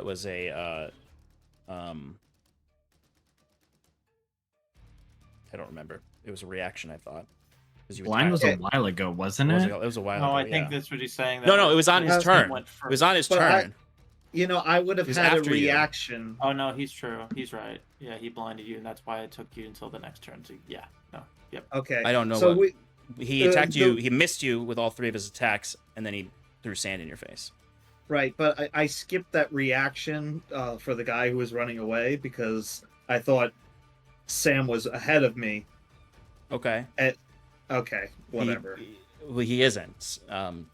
Sorry. But Fearn, you are up. I'm going to just hit Sam, I think. That's really all I can do. Okay. I'm gonna risk it for the first attack and do 2 greater weapon mastery. Is that what it's called, Shannon? What? Greater weapon mastery? Is that what I'm using? No. Wait. Yes. Great weapon. Yes. Great weapon master. Yes, that's right. It's 15 to hit On Andres or Sam. on Sam. 15 does not hit Sam. Okay. I'm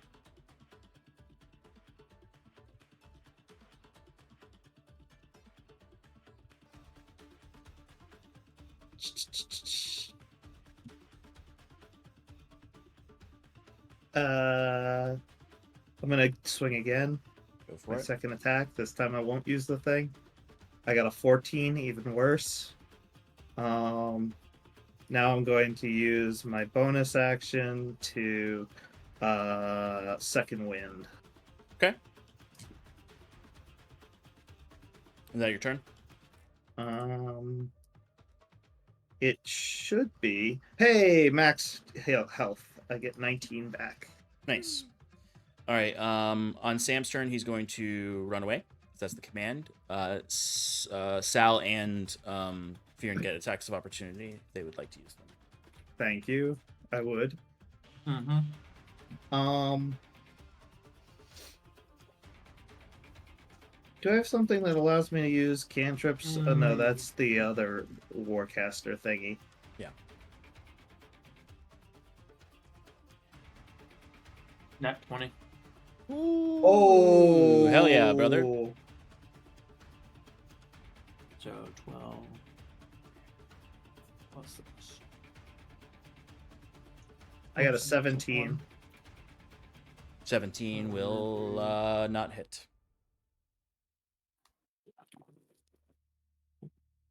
25. Nice. Bludgeoning damage. Very nice. That's a big hit on him. Hell yeah. Sam is crazy strong for some reason. He's not strong. He is fast. I beg to differ. He did like 35 damage to me. It's because he has a lot of attacks. They didn't hit for heavy. They just hit all 3 of them. All right. Where do you run? There was only one exit of this alley. They're both by Bruce now. Wait. Why didn't you run back towards the shop? Because he's fleeing away from the fight, and the only way away from the fight is to leave the alleyway. Yeah, but now they have to get to the real. They got to get through Bruce. Wait, who's that black person by the gate? That's the other wood elf or Elysian elf, or I'm sorry, by the gate. Yeah. The in front, there's the black blob is Sass's tentacle. Oh, okay. Okay. Yeah, it's just. All right. All right, Septimus, you're up actually. With Jackie on deck. What does it look by the alleyway? By the alleyway where's right Bruce? now. Bruce is standing there.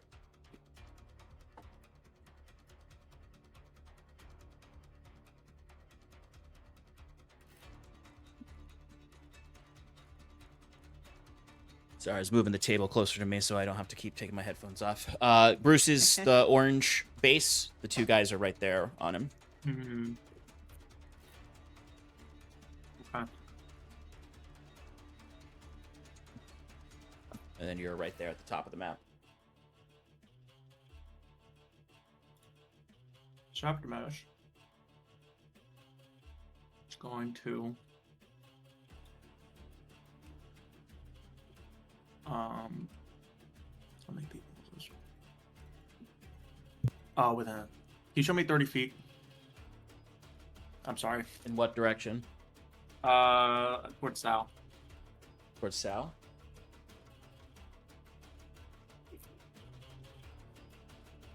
Sal is exactly 30 feet away from you. I like to use my movement speed to get kind of towards the pillar.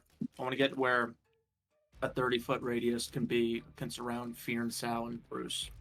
Okay, yeah, you could definitely do that.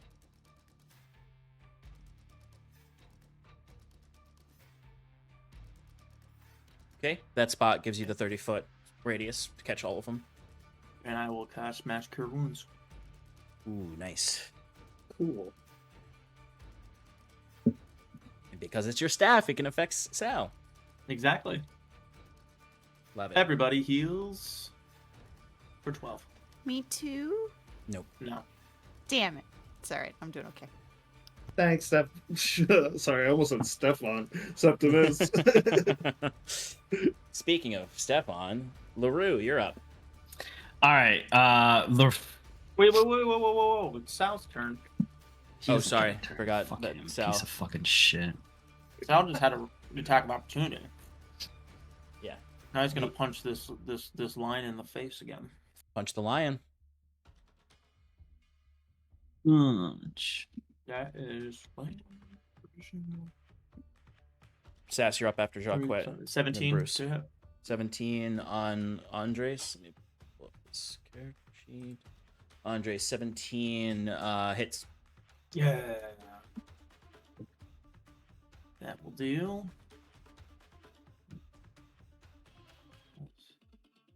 Oh no, 15 bludgeoning or force damage. I keep saying bludgeoning. Force damage. 15, nice. As that, I like to imagine Sal's punches, since they're like empowered by this force, is like his arm goes up, and it's not, he doesn't swing at them. His arm like does like a like a battering ram.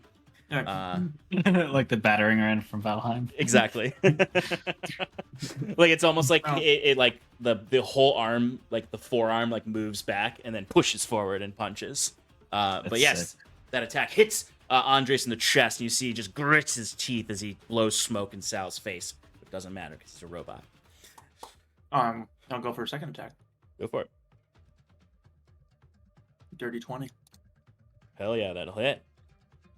Want to use some of Machina's might? Yeah, Machina's might, baby. We'll get there. Another 15. Excellent. Okay, nice.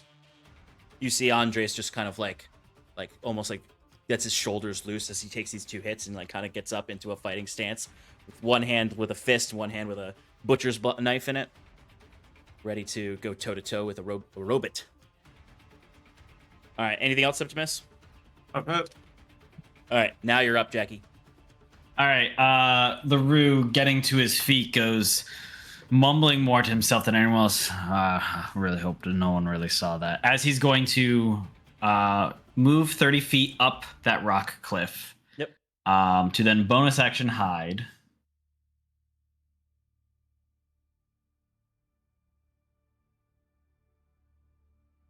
Okay, for your reference, you are up there. Yep. So that's going to be a 31 for stealth. Yeah, I think you are. And then confident in as an yourself. action, going to dispel disguise self as now Jacquette starts shouting from back there. You know, they still can't see him, but he's shouting. He goes, "Ah, LaRue, you conniving villain! I'll have you yet." Amazing. Give me a no, because it doesn't matter. They didn't see you when you ran away. They don't see where LaRue is. It's not like they suddenly look and see a new Tabaxi there. They just hear that.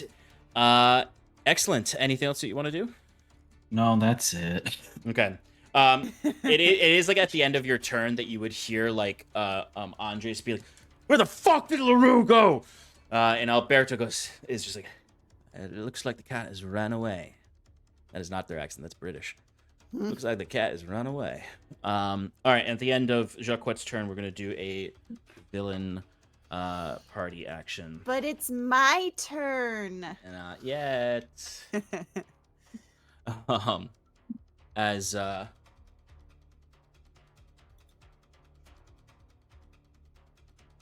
our melee Elysian is going to use their Our Malician, as some might say. our Malician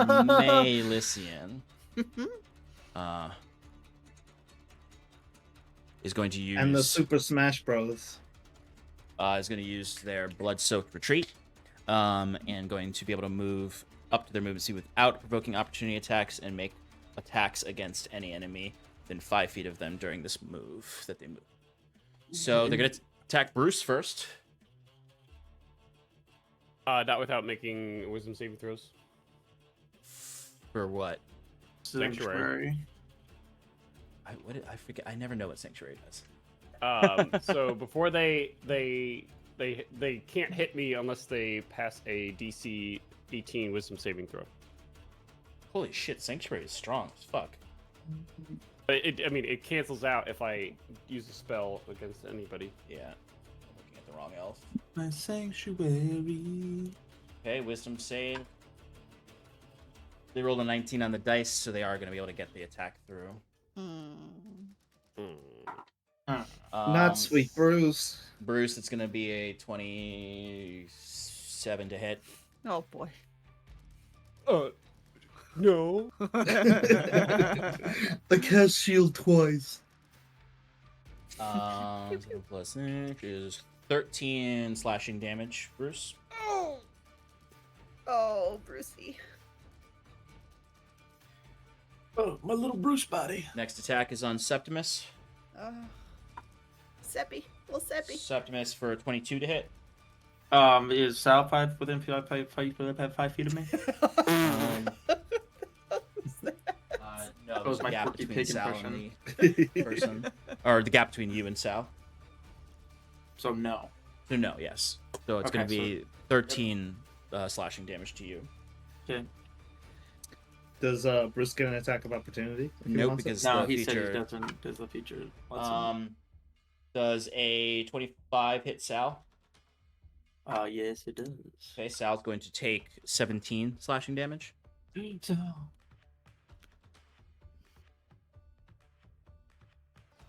He's got to survive at least one of our combats. And then finally, Tyrion. Disadvantage. Hold that with disadvantage. He's gonna be a steel defender now. I still have blur up. It still won't do anything. God Fucking damn it. Good thing you did that disadvantage, because it was going to be a net 20, but instead it is a 19. To hit? Yeah. I use shield, so it doesn't. Okay. All right, so basically you just see this Elysian elf like holds that moon sickle up, and it just sort of like charges up with this moonlight. Despite them rejecting Ilyavania, they still use her gifts. And you just really fast just goes and runs between you all, just slicing at your legs, slicing at your sides, trying to go for these cheap shots. But that is the villain action. Sass, you are up with Bruce on deck. Where did they end up? Okay. They ended up behind Fearn. All right. I would not have seen any of that because I'm taking cover. Mm-hmm. So, I will repeat on the two enemies below me, and then Alberto's not I'll- below you anymore. He's out in the field. Oh, But the other one is still below. okay. Well, one for the one below, and where? I mean, Alberto's It- probably still in range. Yeah. He's I mean, over here. everybody's still in range. Yeah.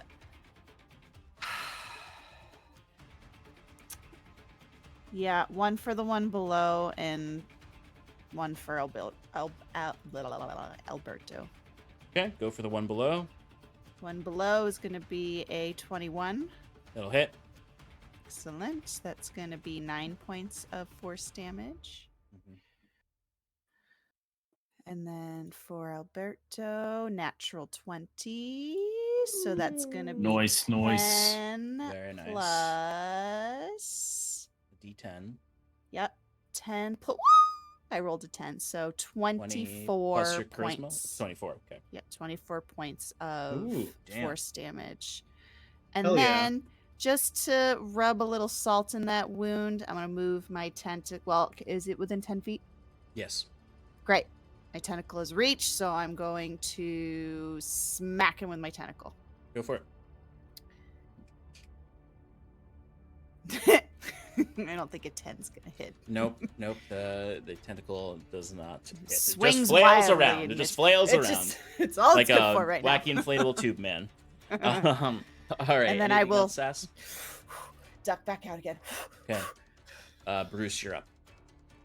All right, Bruce is gonna run into the battlefield.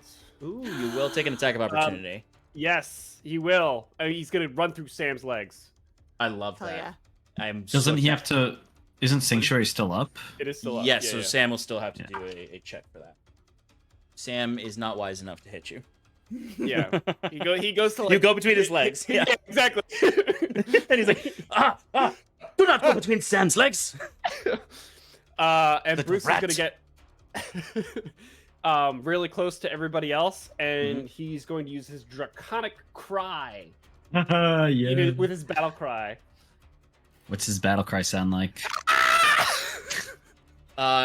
What's the area of effect? Is it 10 feet around you? It's only 10 feet. Yeah. Yeah, you are.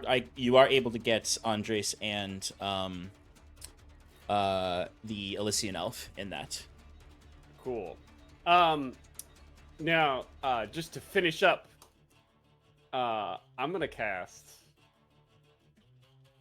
Blink on myself, Ooh. and Does that end Sanctuary? while Bruce is running in battle cry, he's going to just disappear ethereally. He's just gonna fade out. And Bruce disappears. I rolled a 15. So I am in the ethereal plane right now Wow. at the end of my turn. Great. Hot damn, Bruce. Excellent. Actually, yeah. Blink. So what does that do again? The Blink- crime?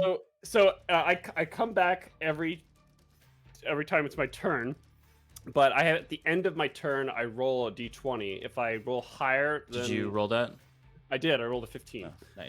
If I roll higher than an 11 or 11 or higher, I disappear ethereally until my next turn. Yeah, and then at the start of his next turn, he can appear anywhere within 10 feet of where he was originally. Yep. But what's the cry do? Yeah. Oh, the cry it gives you guys advantage on your next attack. The attacks until Bruce's next turn. Everyone has advantage on attacks against Andres and the Elysian melee elf. Nice. Bruce is like the perfect person to have the blink spell. Like it's such a spell that most people don't use because it's hard. The positioning makes it awkward and things, but Bruce is perfect for it. Awesome, love it, Bruce. Thanks. So it is the elves' turn now.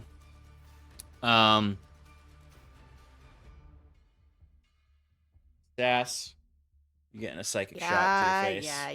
Yeah. But it's not my face because I'm behind the wall. Oh, this might not actually hit. Does a 16 hit? Yes. Remember, if you're behind cover. Yeah, but this. It's this is the psychic shot ignores cover. Oh, sorry. Ah, I missed the fucking second. rolled a 1 on the dice. Psychic could be a ranged spell attack. It is 7 points of piercing damage. Sass. Ow! Fuck! Stop it! And the next attack, well, Bruce is not there, so the next attack is going to actually be on probably Fearn, just because you're front there. Sure. But I Disadvantage? oh yeah. Yeah, I don't think a 16 is going to hit you, Fearn. Nope. Okay, so that's that elf's turn. Second elf is going to go for his attacks on Fearn right now. Sure.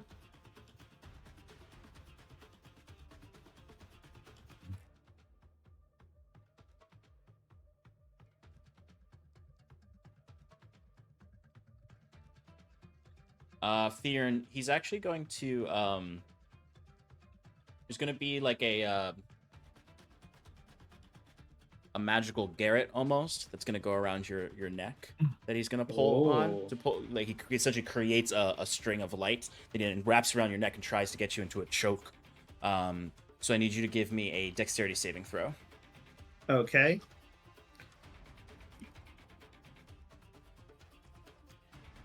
I got an 8. Mm-hmm. That's it. Okay. All right, Fear. So you are restrained for 1 minute with this magical Garrett. You do get to make a save at the end of each of your turns. While restrained in this way, you'll take 4d6 force damage at the start of your turn. Oof. And yeah, you're restrained. That's crazy. Okay. Okay, so now that you are restrained, that is his whole turn. That's his action. He can't do anything else. It's gonna go to Alberto. I'm gonna roll to see if he gets his lightning volley back. He does not. So that's a big cluster of people.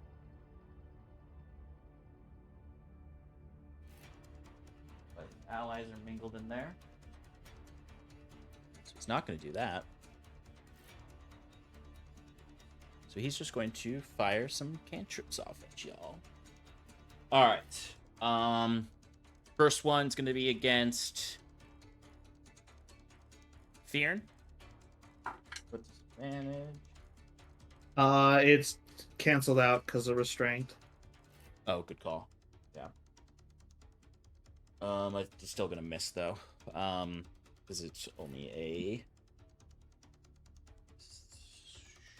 That was only a 15 to hit. So second attack on you, Fearn.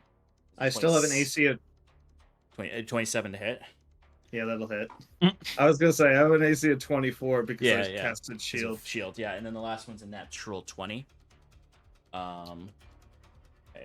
Is Jacques with thin 6? Probably not. That's not 60 feet. Please.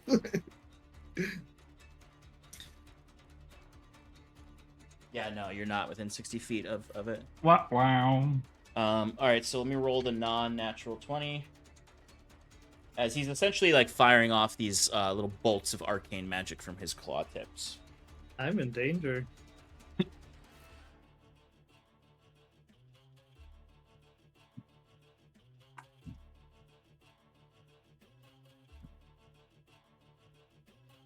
$17 force damage. Wait, I'm sorry. Change that. 23 force damage. Okay. And then the second one was the crit, which is going to deal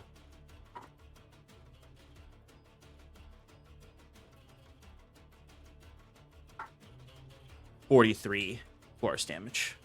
Oh.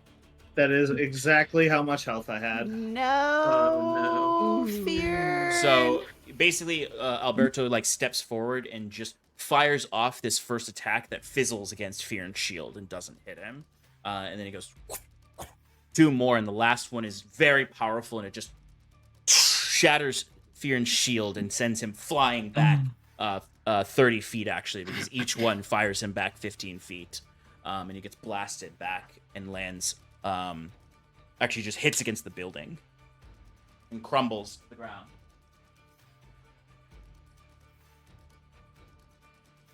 Oh, damn it. I had an ability that I could have used. Actually, no, the earlier. way that he shot him from, he would have like flung over the fence, actually.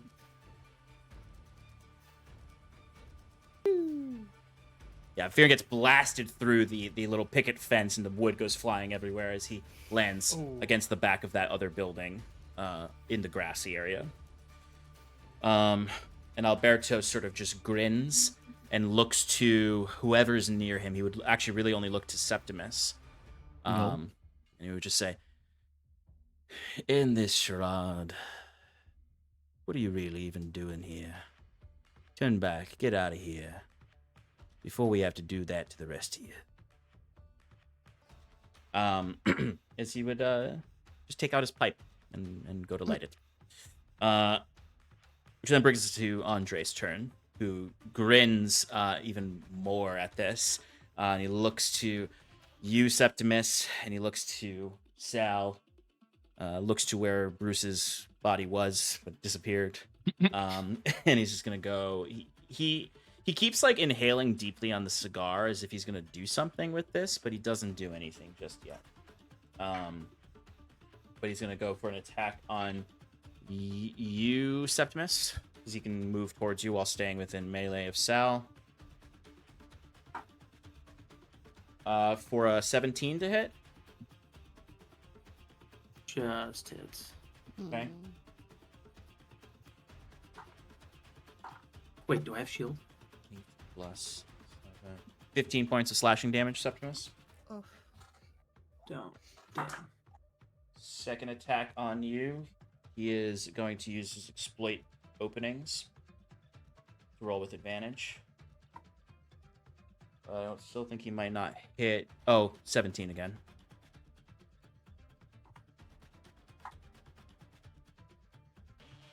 $16 points of slashing damage. Ouch. And then his last attack on you. He's going to use second exploit openings for a 23 to hit.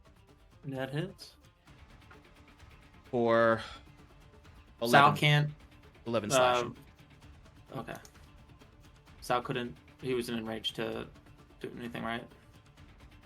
Does he have to be in range Oh. of you or within 5 feet of the enemy? Well, I think it's with 5 feet of the. Because he's within 5 feet of the enemy, but you are not within 5 feet of Sal right now. Hold on. When a creature within 5 feet is targeted by an attack, so yeah, it's the enemy. It says when a creature is targeted within 5 feet.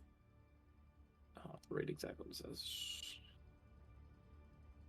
When a creature within 5 feet of Sal is is targeted by an attack. Yeah, Okay, so that yeah, would be he would me. need to be Yeah, closer to you. Okay. So Um, my. Okay, that is I am- Andre's turn though. Mhm. Fear and death save. Sure. I got a 19. Nice. So, So one success. Success. Hell yeah. 28 total. That doesn't even matter. Yeah, and again, at the end, like right as Fearn does that, and right at the end of Andre's turn, he does kind of look to you, Septimus, looks to Fearn's body, looks to, again, where Bruce is no longer there. Looks like all your allies are falling or running, man. Drop your weapons and get out of here with your lives. And that is Septimus's turn. Oh, sorry, Sam's turn. Sam turns around after being tripped by a kobold and goes, "Yes, that's right. And Sam was here for it. Sam was part of it. You all must run." As he holds his rapier out, pointing it towards Septimus, and he comes up behind you, Septimus, and he pokes you in the back with the rapier. And he says, "What's it going to be, boy?" And he's going to hold his action to see what you do on your turn. And you're up, Septimus.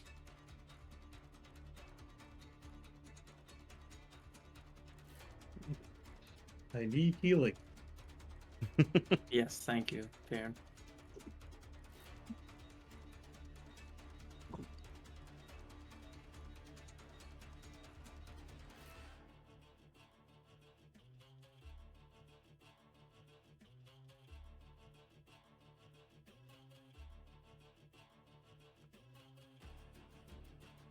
So if I do something, he's got an Basically, yeah. attack. If you do something that is not giving up, if you help an ally or attack, he's going to attack you. Did he have one attack, or did he have multiple attacks? He had multiple attacks. He's a fast fucker. Oh, But that's right. if he holds the attack action, That's right. doesn't he only get one attack with that? Isn't that how that works? Uh, No, I'm thinking of something totally you're thinking different. Ignore of- me. Ignore yeah. me. Ignore me. because it's the full action that you're holding. Yeah. He uses yeah. his reaction. He has to use his reaction to do it. That's okay.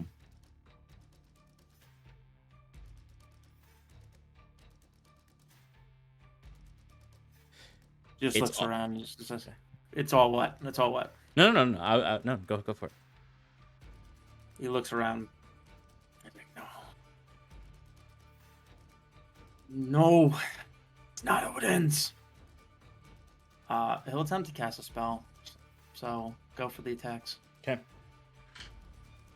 First one. Where the hell is yours? Here, sheets. First one is a 26 to hit. Yeah, it is.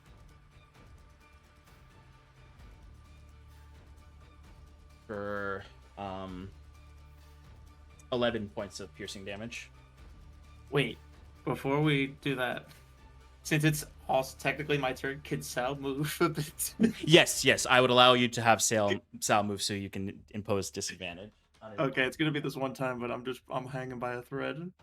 Okay, so just have him roll again, and if it's For the first one or the second one, because I already rolled the second one. Well, for the first one, because the first one hit. I'm gonna tell you right now, you want to do the second one. It's a natural Okay. 20. Oh well then, yeah. The first one hit and I'm down. I'm dead. No. Okay. I guess it was just a matter of which one was gonna do it. Yeah. Okay. Well, if he imposes disadvantage on the first one, it misses. That means the second one won't automatically get 2 successes. Oh yeah. Actually, does it give it disadvantage for the whole attack action, or is it just the first attack? No, it's What just the attacking? attack. Yeah, it's just an attack.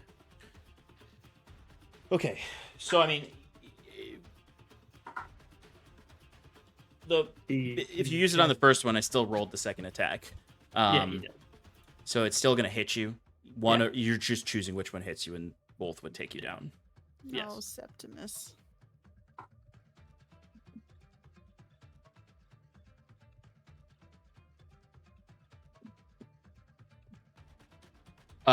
Sal goes into a raging fury at you going down, and I'm gonna say, for the purposes of that, Sal has the benefits of a rage effect.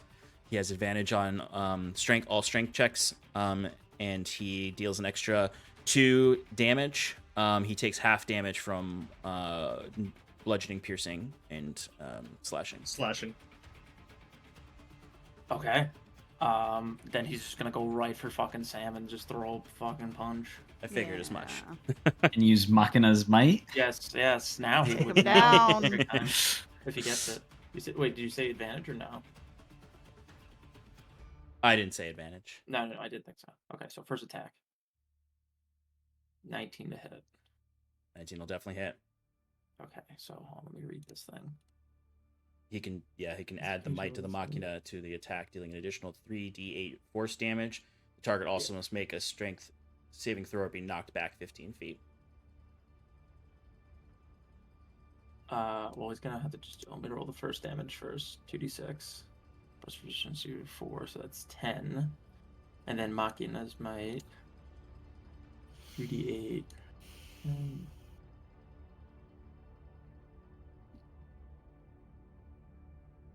Oh man. Well, 19 damage. Oh, then you said +2, right? Yep, and then +2. So 21.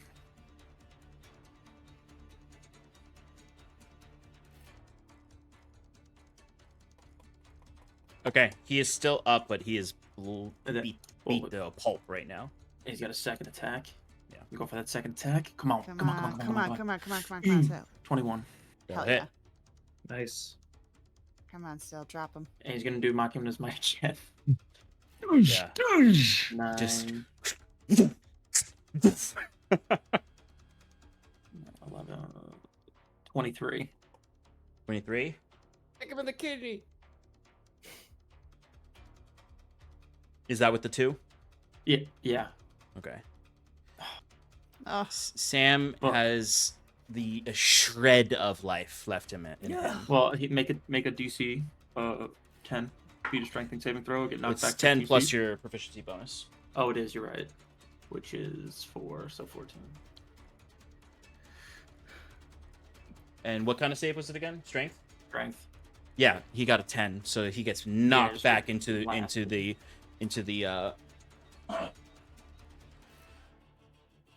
knocked prone. As you can see, like, his face is a bloody pulp. Like, he's got a black eye, there's blood all over. Like, this man has been absolutely wrecked to a shred of his life. I think you all can guess he has 1 HP left. Sheesh. As Sal is just freaking out right now, and it's almost like Sal's eyes went red and he's in attack mode right now. Jacquette, you are up. All right. Besides Sam, who's the weakest here of the enemies? weakest here of the enemies, besides Sam, Andres has taken the most damage. Does he look bloodied? I would say he's on the cusp of bloodied. Oh, shit. All right. Jacques is going to move so that he's within 80 feet of Andres. And then attack with his crossbow. You actually don't have to move. You're 75 feet away. All right. All right, then I'll stay up there. Oh, you gotta be kidding me. You have 16 advantage to because hit? you were hiding. Yeah. Yeah. And also, didn't I scream at him? Yeah. Yeah, but you can't double advantage. 16 to hit. 16 just hits Andres. Ooh. Yeah, 'cause he's not wearing any armor. 16 magical piercing damage. Hell yeah. As Jacques appears and just goes, sorry I'm late. I had to climb up this seawall. It's very wet. As he's going to shouting, Saskia, let's try to hit the same target. Take him down one at a time. As he then is going to duck down somewhere to take the hide action again. Go ahead and give me your stealth check. There's plenty of rocks for you to hide behind. Nat 20. Hell yeah. Oh. Boy. So hidden. Okay. And I guess I would start to move closer. Okay. Like 30 feet closer, just to maybe be 60 feet in range of people for silvery barbs. Sure. You want me to try to get you within 60 feet? Yeah.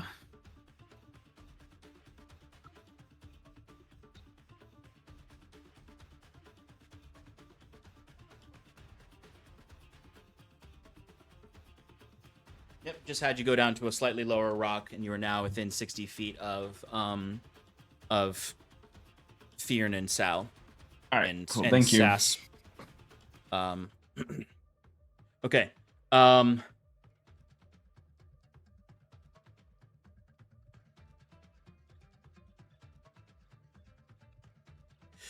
Okay, he can't see. It's really only. Okay, they're gonna save that. Okay, Sass, you are up. Okay. All right. I will take a deep breath, and I will step out in the window so I can see. Mhm. I will see Septimus down. I will see Fearn down, Mhm. and I will You see no Bruce. see no Bruce. So I assume the worst, and then I will look. You see no Jaquette. I heard. Yeah, it's I basically heard him, just though. Sal out there. Yeah, just going haywire.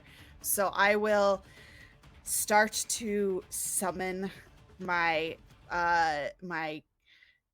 newest ability. This really kind of scary looking, like, tendril of inky darkness, if you will. And the one that you can see will kind of glow like with the ghostly green of the sea. Mhm. And I will look at Andres and say in a voice that I've never used before, it's coming from nowhere. I'll just look at him and say, by order of Iron and Mana and their sea witch, you drop your weapon. And I will cast Enervation on him. Whoa, what the fuck is that? A tendril of inky darkness reaches out from you, touching a creature you can see within range to drain life from it. Am I within 60 feet? I should have You asked might- that first.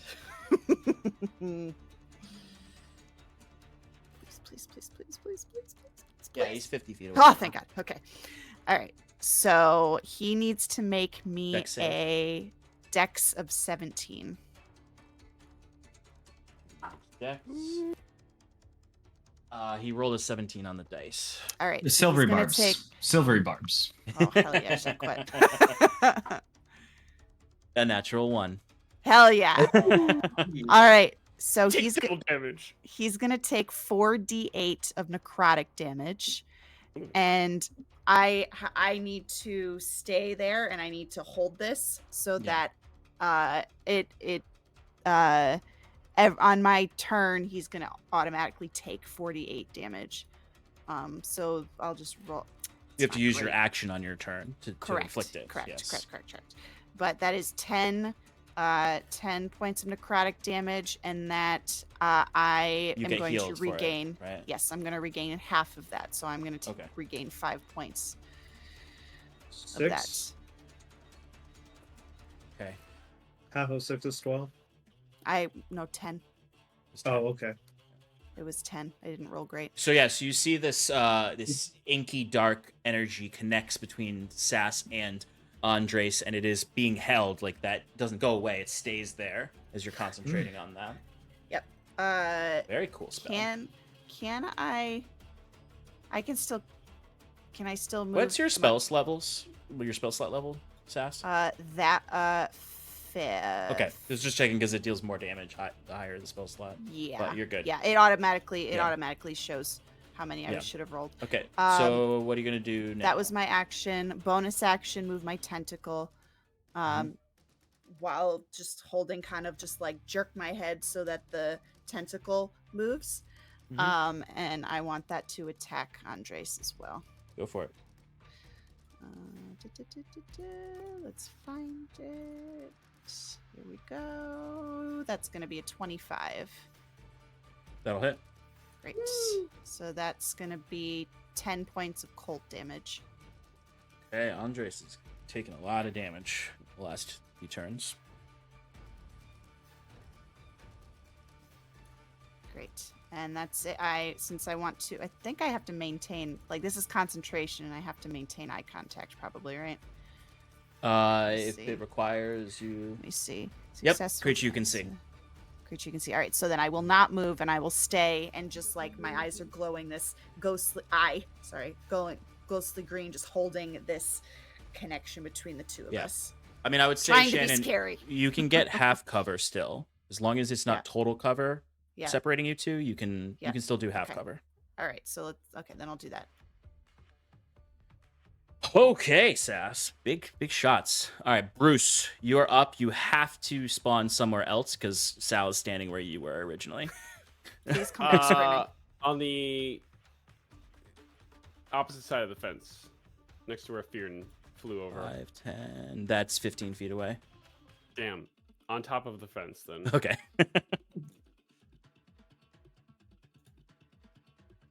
Where even am I?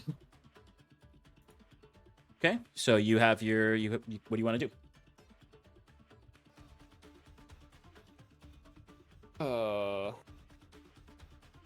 You can still get to Fearn with your movement speed. If that's what you were going for. It was what I was going for initially. Please? I mean, both of you are down. I don't...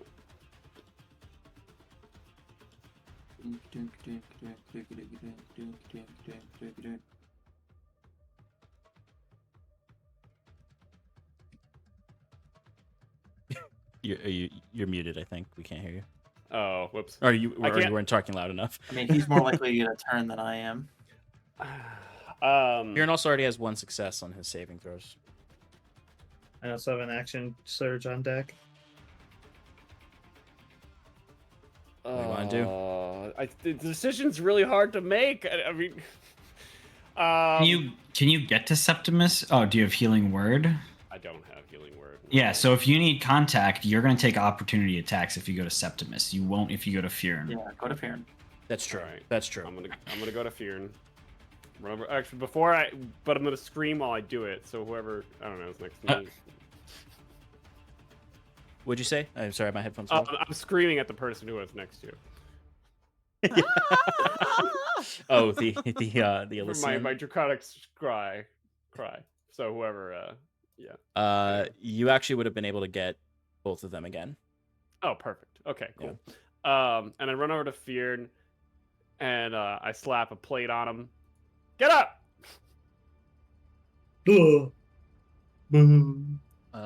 At the end of your turn, there's and you going. Heal.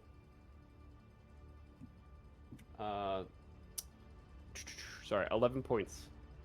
Yay. At the end of your turn, we're going to be using our last villain action from the ranged Elysian. They're going to shoot out a suppressing volley across the battlefield to every enemy that they can see within 150 feet. They shoot fear. They are going to shoot Fearn. Down again. I do not. He waits Blink until out. after. He waits. It still has to until hit. after It still has to hit. happens. And Fearn is prone, so it's Sean. with disadvantage. Yeah, I was gonna say.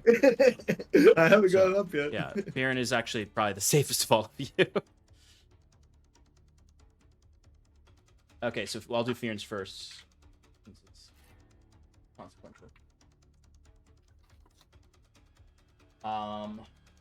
Thank God it was with disadvantage because I was a net 20 on one of them, but it is a it's still gonna hit with a 22.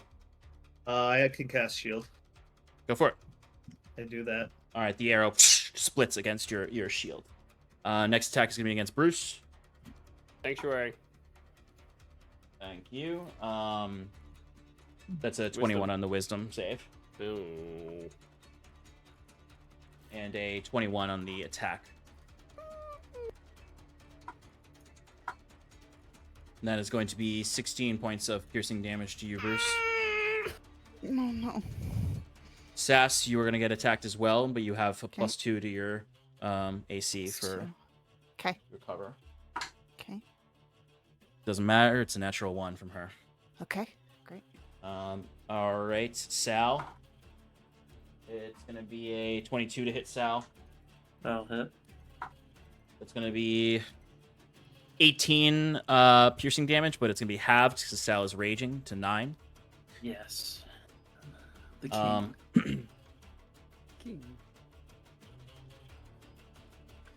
And then I just get hit. you just get hit. So two She is deaths. going to attack Septimus on the Oh ground. no. That's 2, right? Yeah. Septimus is at 2 death saves. 2 failed. Mm-hmm. It's all right. He'll just come back with more metal. Really? Yeah. It is the elves' turn now. They both look to Andres and Alberto almost like for commands. They look, the melee one's going to go after Sal. He wants to end that threat. Okay, so that is a 24 to hit. Mm-hmm. That is 9 plus 6, 15. 15 slashing damage. Halves to 7. Okay. 7, that's right. I love that Sal's raging. A dirty 20 for another for 15, another 15, so down to 7. Mm-hmm. And then last. Actually, no, this guy only has 2 attacks. So, bam, bam, he's going to attack Sal. The archer is going to shoot at Bruce.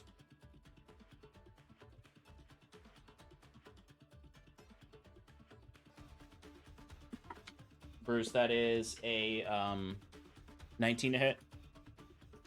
Oh wait, I gotta do. Sorry, I gotta do Wisdom. save. Yeah. Natural 20 on the wisdom save. And just use the same roll, Sean. To roll with advantage. Silvery barbs. 7. Oh, it no, wasn't that already was for the used saving it. throw, not that. Yeah. 7 plus 6 is 13 piercing damage, Bruce. They have to make the wisdom save on every attack, right? Every attack. Okay. All right, so the second one for wisdom is a 16. Fails. Fails. Okay. It has to either not attack you or redirect it, right? Correct. So it is going to attack Bjorn. Disadvantage. Yep. Why disadvantage? because he's prone. Prone. You have a shield up too, so I don't think a 27 is gonna hit. Or not 27. will. Sorry, I meant to say 17. No. Yeah. It Okay. wouldn't hit even if I didn't have the shield up. Okay, so that was the elves. Alberto is up. I'm gonna roll to see if he gets his lightning volley back. He does not. He's gonna do something though. Kill me. He's not gonna kill No. you. He's gonna kill someone else. He has a once a day thing that he can do. Once a kill. What's a die. day powered kill? Yeah, right. No, it's not a powered kill. It is a classic though. It is a fireball. That is gonna be. Oh. We're all dead. He is just gonna target the area with Fionn and Bruce because that's No. the cluster where he can get. And he doesn't want to destroy his own house by throwing it in to get Sass, and he doesn't want to hit an Andres. You can't see Is our that- friend there. Dexterity saving throw. Does Does that get? someone have a counterspell? Nope. I do. Okay. Counterspell. Wait, What level is no, it? I don't have a spell slot. I can't. Never mind. Okay, so Fionn and Bruce, give me dexterity saving throws. I literally have a sticky note right here that says counterspell. 9. Fail. I would have died anyway. 7. Just to bump it up to 12. Not that it's gonna help. Actually, no. I'm gonna bump Fionn's up. Bruce is gonna say, "Watch out, Fionn!" For a 14.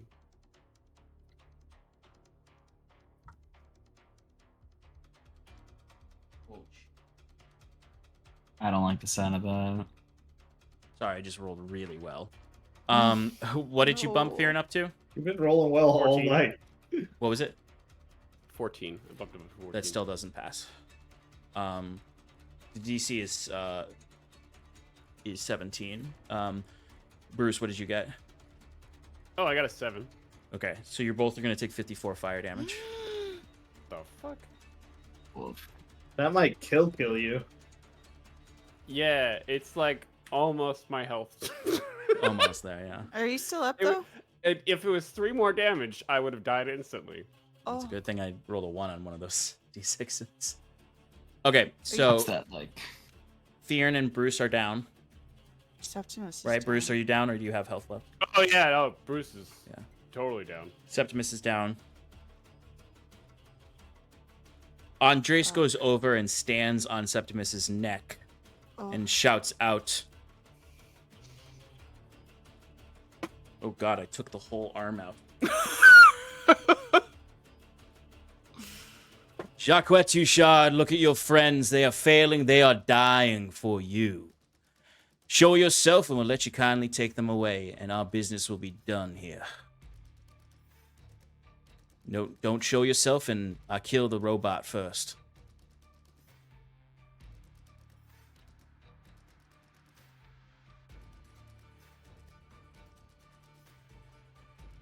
Septimus,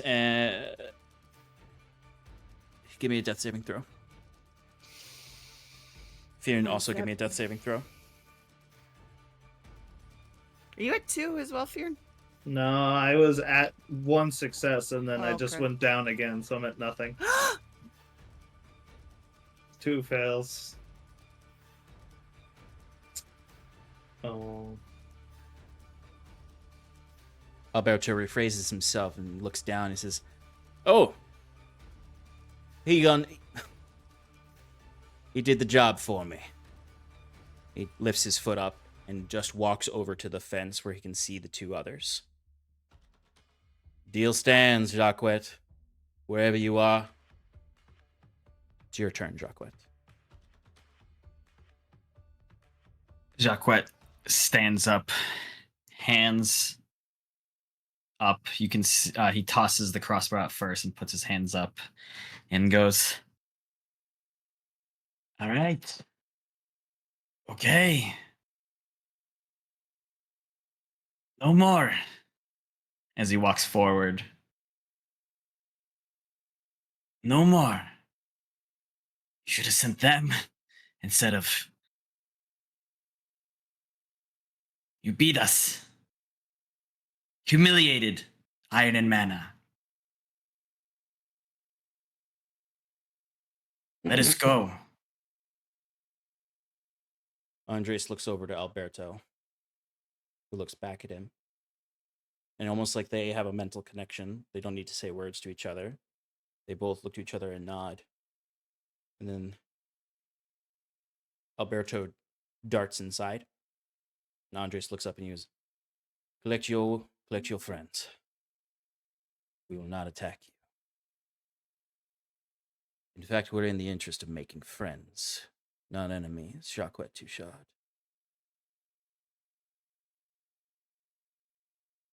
He like kind of kneels down, like slowly getting his crossbow to put away. And he goes, okay. I always like friends too. Usually I don't send someone to kill my friends, as he's like gesturing for Sass to come down as he walks over to Bruce and kind of picks him up, almost like cradling him like a baby. Sal? Sal's just fixated on Septimus's body.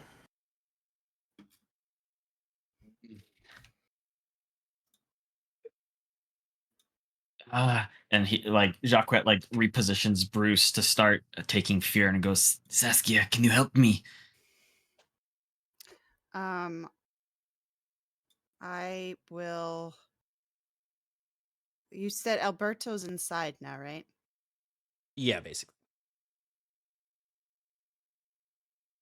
Or he's heading inside. I guess my question is, if I go downstairs the normal way, is he going to stop me? No. They agreed to let you leave. Okay. All right. So I'll let enervation drop. I'll end the spell. And then go down the stairs and help Jacquet. I'll pick up Bruce and then help support Septimus. Jacquet already has Bruce in his hands. Oh, you He can did. help- Sorry, help I lift up missed that. Fearin. I'll help lift up Fearin then. Imagine we're like both hook an arm under his arm and like kind of drag him. Mm-hmm. Sal, get Septimus and let's go. What does Sal do?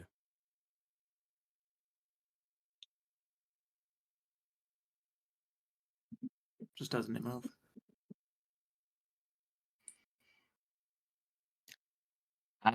He doesn't move? No. I guess you have a new statue. We're not leaving him. Do you think you can? Jacquet is going to summon, if you'll allow it. Mm-hmm. Okay, I need to let my cat out for a moment. No problem. Unseen servant. Yeah. The unseen servant lifts Septimus' body up. Yeah. Can I act? Well, if that doesn't work, I have something I can do too. Does it? Can they carry Yeah, they can carry. enough? Okay. Once you go, I'll say once you go to have someone touch his body, he'll like jerk up and move forward to get away. I will. And he'll. Sorry. Go ahead. He'll then place his hands down and cradle him, and then just begin walking. I'm sorry it had to be this way, Jacquet Touchard, a life for a life. And he looks down at the wood elf's dead body. I don't think you gave two shits about him. You killed our friend. Well, your friend died beneath my boot because he came for us the same way you all did. I recommend going to the temple court. They might be able to help you.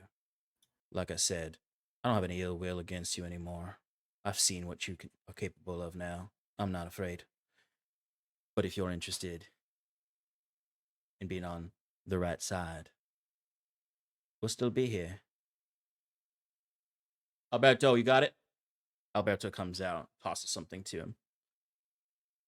A gesture of good faith. And he tosses it to you, Jacquette, a little bag. Should get you halfway there. And then they walk inside. Sam quickly skittering behind them, face caked in blood, the Elysian elves stepping back as well. District, let's go. Jacquette starts to carry Fjern, Bruce. I will use my rod of the Pact Keeper to get a spell slot back. Oh wait, no, I don't need to do that. I will cast Levitate on Fjern and I'll pull him along. Okay. Much easier. Jacquette says it now. He's just holding Bruce. And Jacquette, you see Saskia like white-faced with fury and rage and just like wide-eyed looking at Septimus and at Fjern and then at Bruce. And then I'll look back at the shack where they both went inside. And then and Sean, you let me know if I can do this or not, but I have a cantrip. I have lightning lure. If I were to cast it at like a corner of the shack, could it potentially catch something on fire? Not lightning lure. A firebolt spell would have more luck there, but lightning lure does not have a burning feature. Eldritch Blast to it. Nope, it'll just damage the wall. Yeah, okay. All right, well, Saskia will think about doing something to bring down their shack because Patron had said burn it down, but I don't have anything to do that. So I'll just spit on the ground and start walking. You got a point break, shoot your Eldritch Blast into the air and scream. Yeah, shoot the bag of water that's flying in the sky.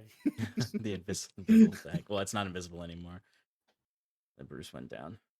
I guess it wasn't invisible after the blink spell. But Jacquette, it looked like you were going to say something. As we're, I think, hurriedly moving, Jacquette's just like, we lost. We're ruined. We weren't supposed to lose. How the fuck do we come back from this? I don't know. What's in that bag that he gave you? Check the bag. What looks like roughly 250 silver worth of diamonds. Guess we know the price of our friend. And as you all look back to Septimus's lifeless body in the arms of Sal, that's where we'll end tonight.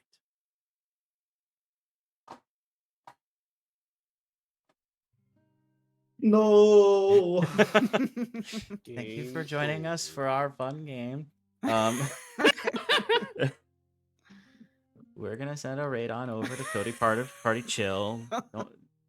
But really, thank you all for joining us wherever you are, and we'll see next week what happens with our friends and their dead friend. They must do. Good night, folks. Join us later on. Goodbye.